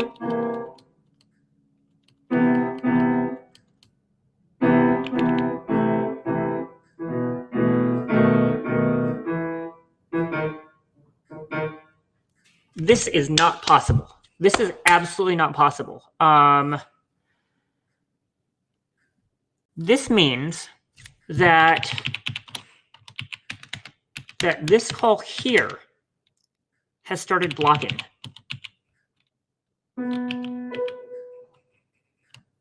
Yeah.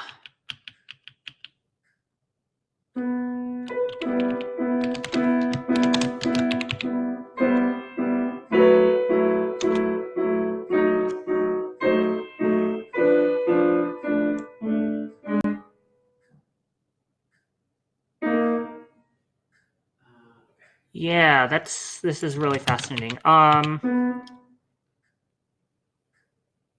So why is it blocking there?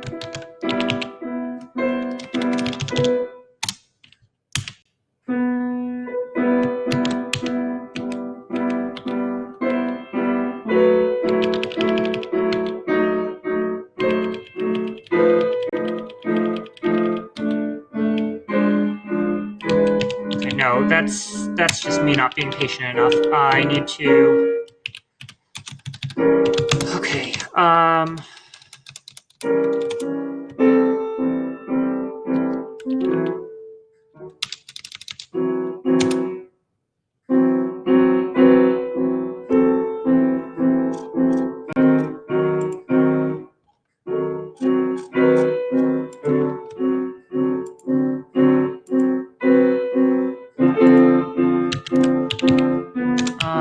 How do I make this? Oh,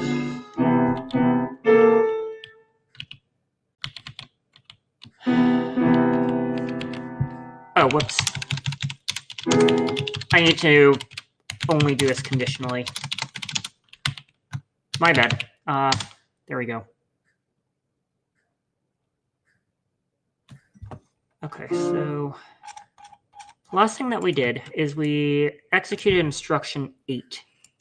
What does 8 do? Instruction number 8 is an equals operation. That shouldn't freeze.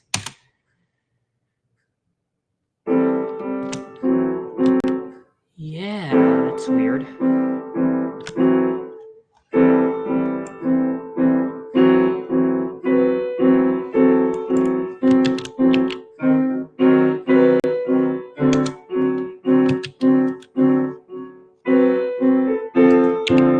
Does it always do that? Let's try setting this to false.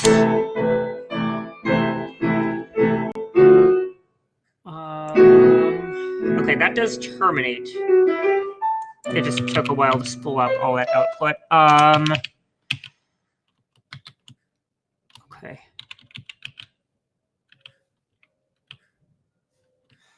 So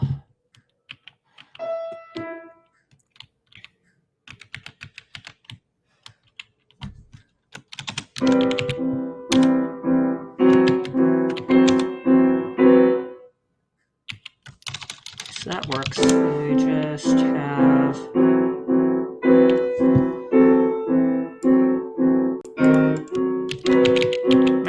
we can also verify that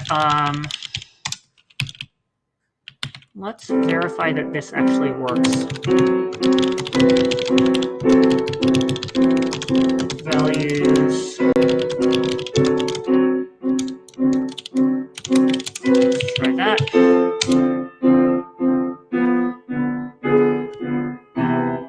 Okay, 0 is just not reading it. Why is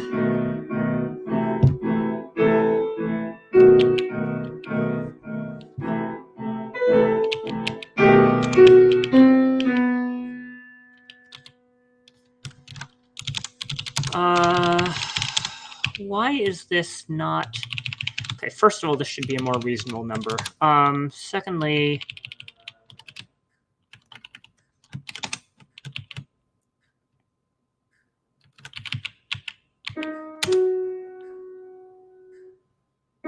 wait, that suddenly started working. That's freaking weird.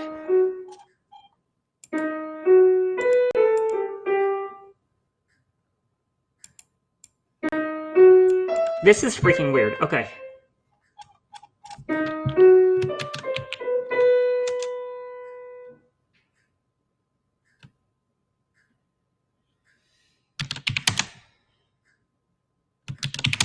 I swear I just got a different outcome because parallelism is wacky like that.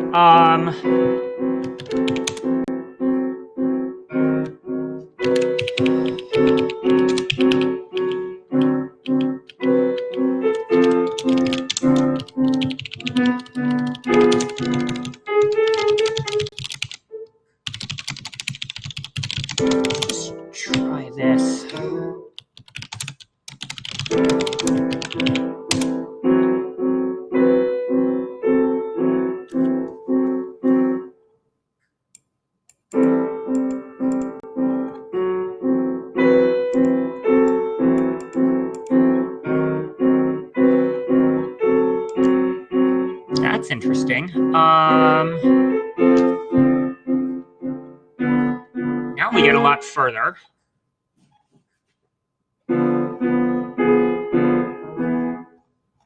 Now we get a lot further. Yeah, so now we're sending a bunch of different...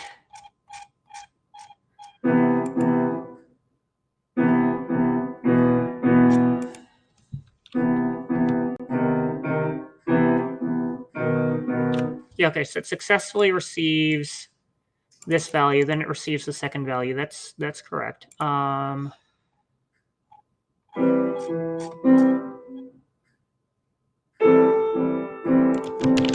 Does this work predictably now?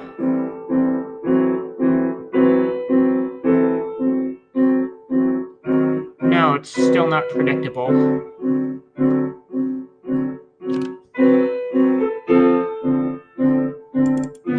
What's sending us those giant numbers?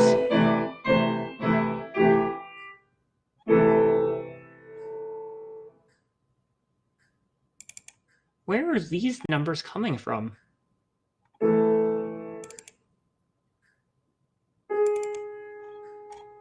Oh, because... Oh, I see where those values... Right. Right, I need to...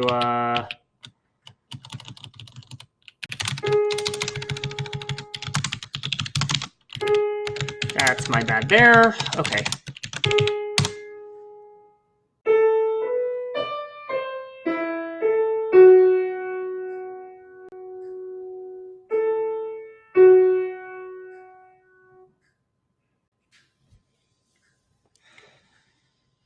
Okay, why is...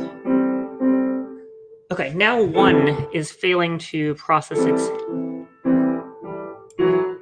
input. Oh.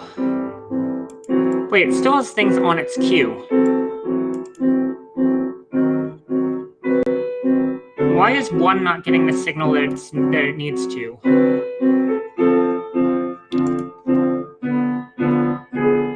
Okay, that's...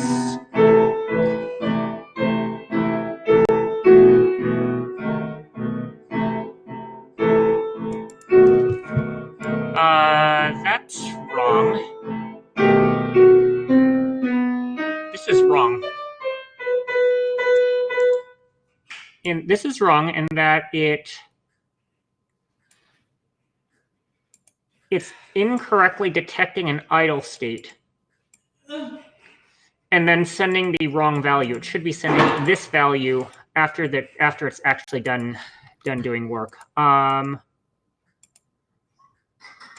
So why does it think it's gone idle here? Okay, now we have some pointers. Okay, so we incorrectly think that we've gone idle.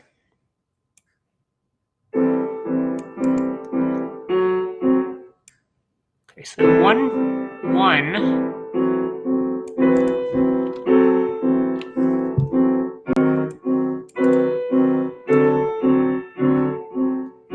Let's see.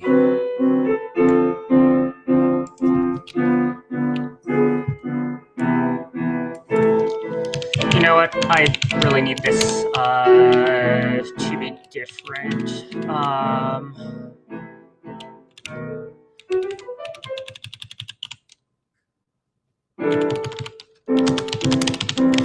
Okay.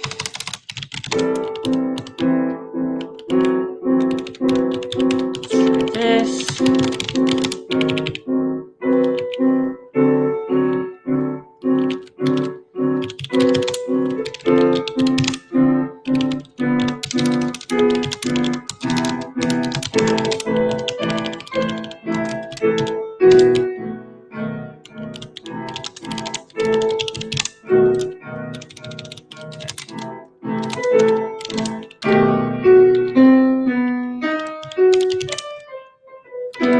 Received value.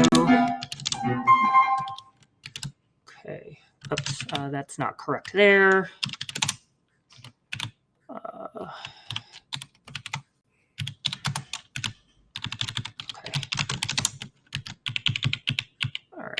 So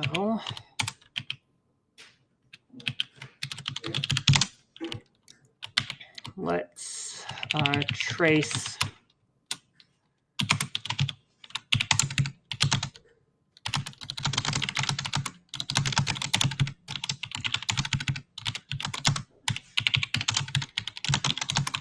okay, let's try that.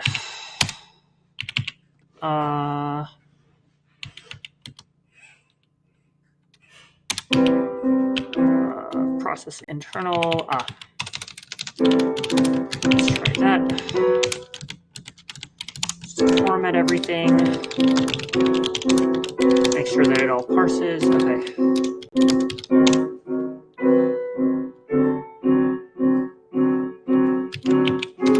Make sure this works still. Let's filter out the traces. Yep, okay, that's correct. So now let's run that with part B is true.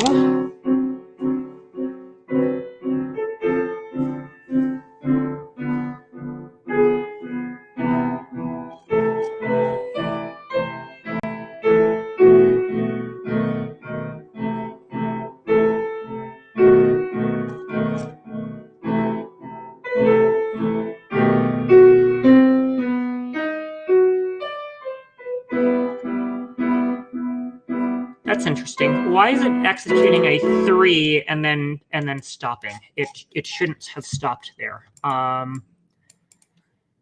Executing 3 at IP 73.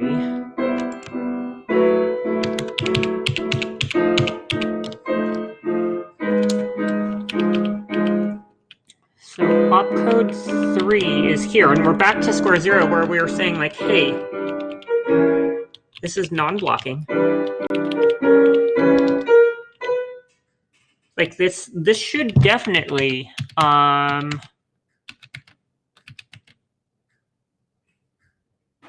yeah, this routine should definitely run. And the fact that the last thing that it ran, how do I name my Go routines in Go? That would make it helpful to backtrace these.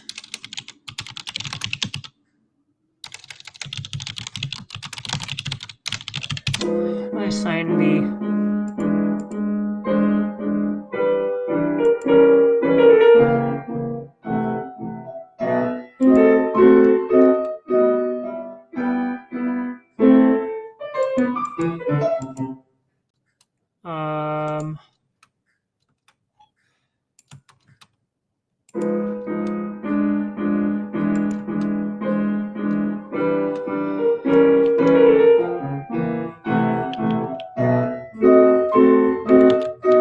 No, the Go team has decided in their infinite wisdom that you cannot name Go routines. Well, that sucks.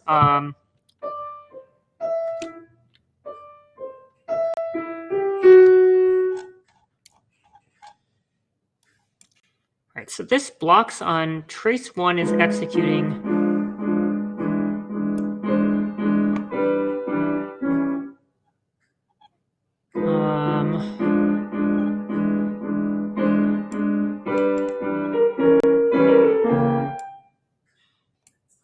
One goes to 255. Okay, that's fine. That's making more progress than before. Just reset this data clean slate. It's definitely more challenging than I originally thought it was going to be.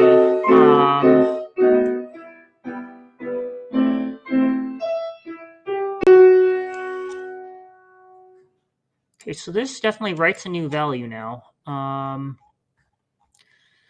Is there anyone home to read it? That makes me suspect that I'm going to want to use less to look at this. Okay, so let's look at this with less. All right, and kill it. Okay, so search for 255.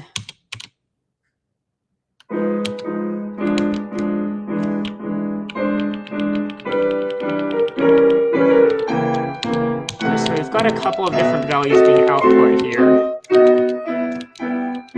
What was the other command? Okay, so it successfully sent one set of values to 0. And then now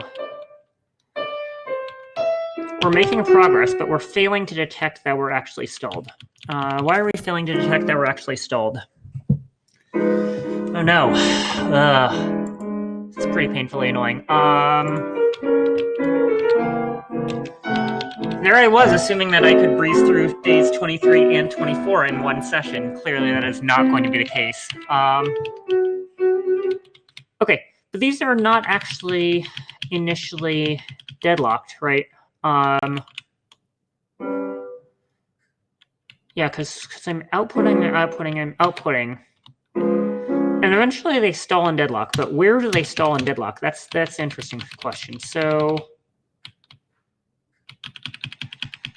we have progress as of here.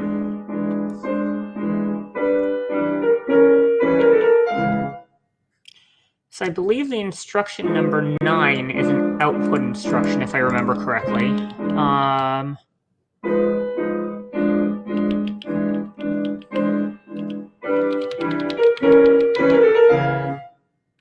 So at what point do I drain the queue of 1? Program number 1 last executed the instruction number 7. Instruction number 7 does a less than. That should never stall. So why is that stalling? Or maybe that's just where I happen to kill it.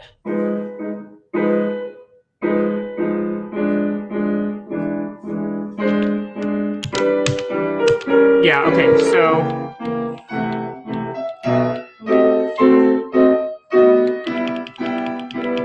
trace 1 says I'm I'm still making progress, it claims. Okay, and in fact, I can see indeed that it is making progress. That it does have things inside of its queue. Wait, why is there an odd number of things on its queue? Oh no, it's just racing something else. That's fine. 62, 189. Okay, so it's making progress on its queue. That's fine. Okay, so I think actually if I just let it run without tracing it, this should work now. Famous last words, but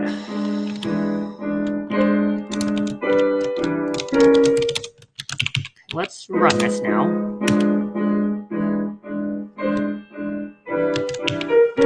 Okay, let's just let this go.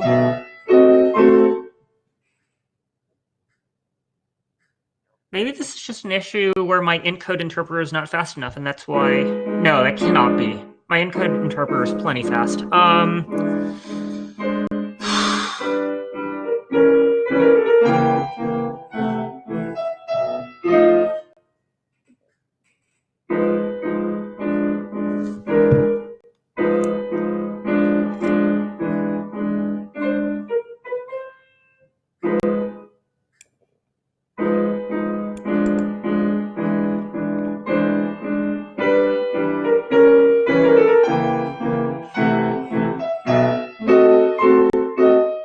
Okay, so I detected one idle here.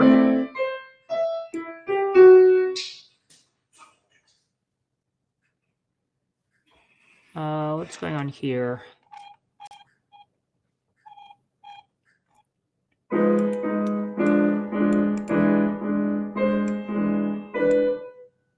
no.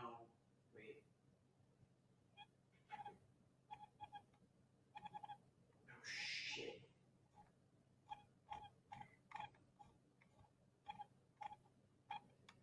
Okay, so let's turn off my tracing for the moment.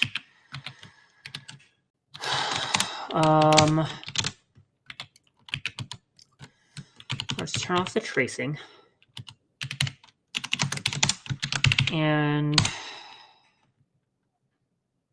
see what happens.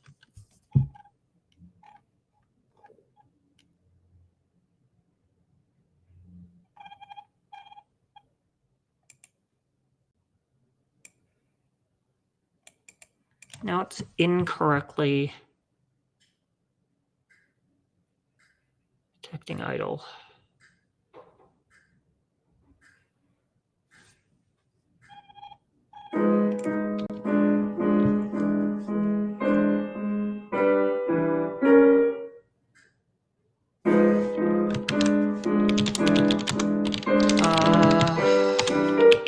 Okay, what's the actual condition for idle?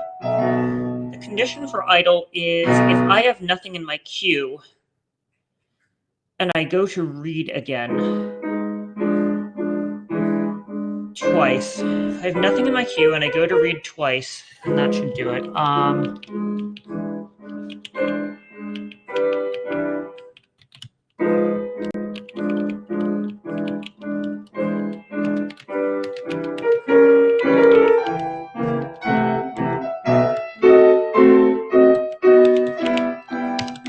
Let's try putting those in a different order and see whether that makes it run.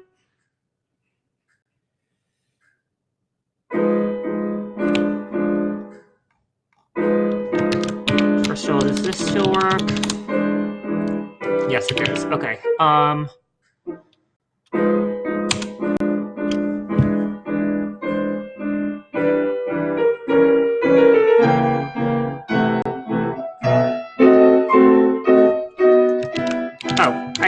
missing another debug signal that would be useful.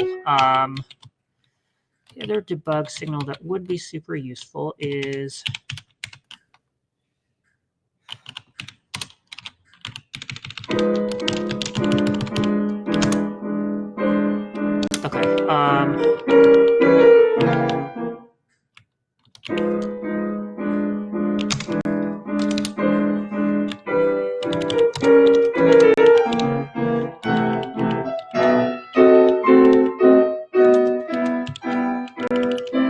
let's try doing this. Okay, source.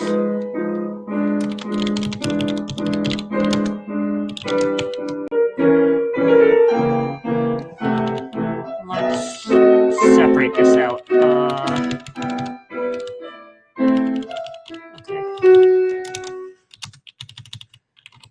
This should be length of inputs source.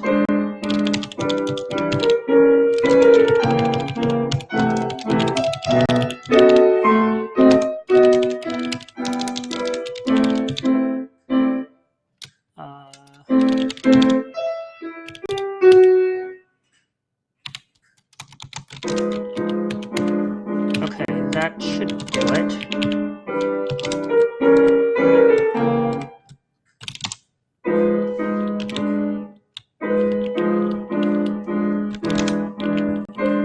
Oh, except for that's going to fail if it's, okay, that's fine. We'll take care of it this way.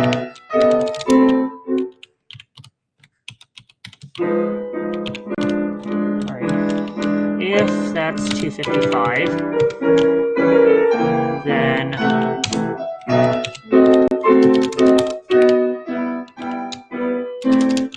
alright.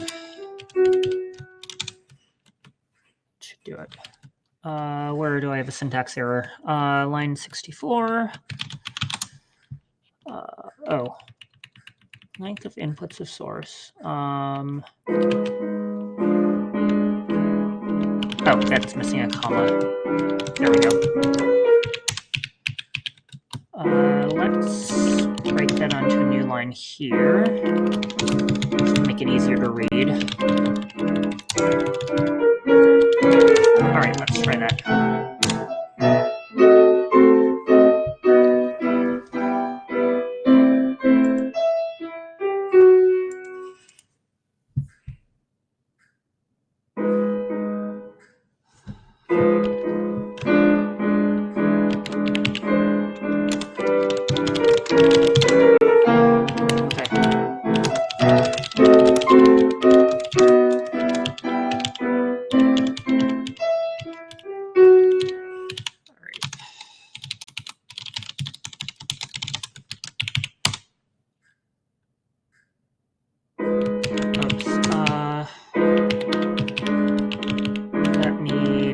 Print F, not print line.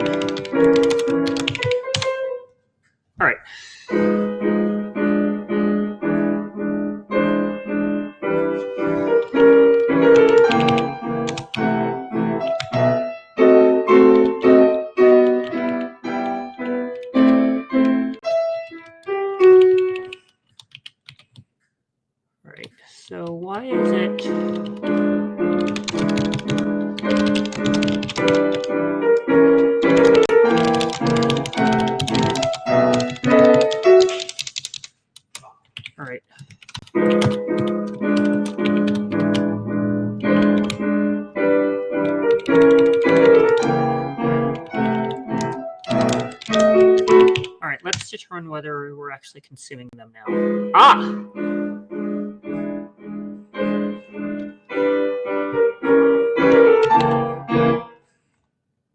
That looks very, very different now.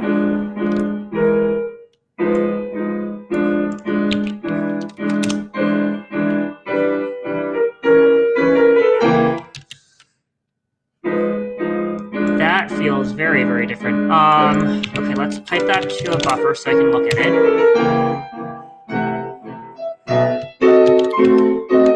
This is so weird that adding just more print statements adds enough jitter to the timing that it starts working fine. God, I hate parallelism. Then pick a different 417. fucking language. 416, 415, sending 415, 16, twice in a row.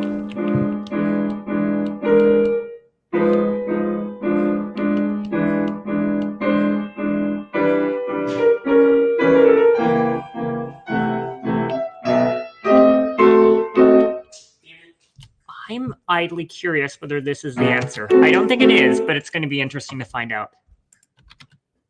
Oh. Wait, that's correct? What? Yeah, earlier. Fuck. Can I, Fuck. Okay. can I like miss a notification for you? No. Did you want me to Okay. stop? I will take my star and run with it. I don't feel good about this, but I'll take my star and run with it.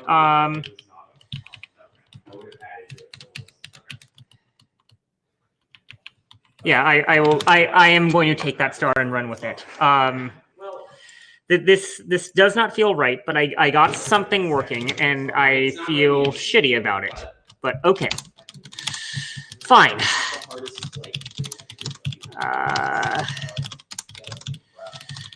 Let's go ahead and diff this and get this committed. That's fine. Okay, yeah, that's the change I intended to make. That's fine, yeah, okay. I don't love this, but we will go with it. It's fine. Add messy part, day 23 solution. R.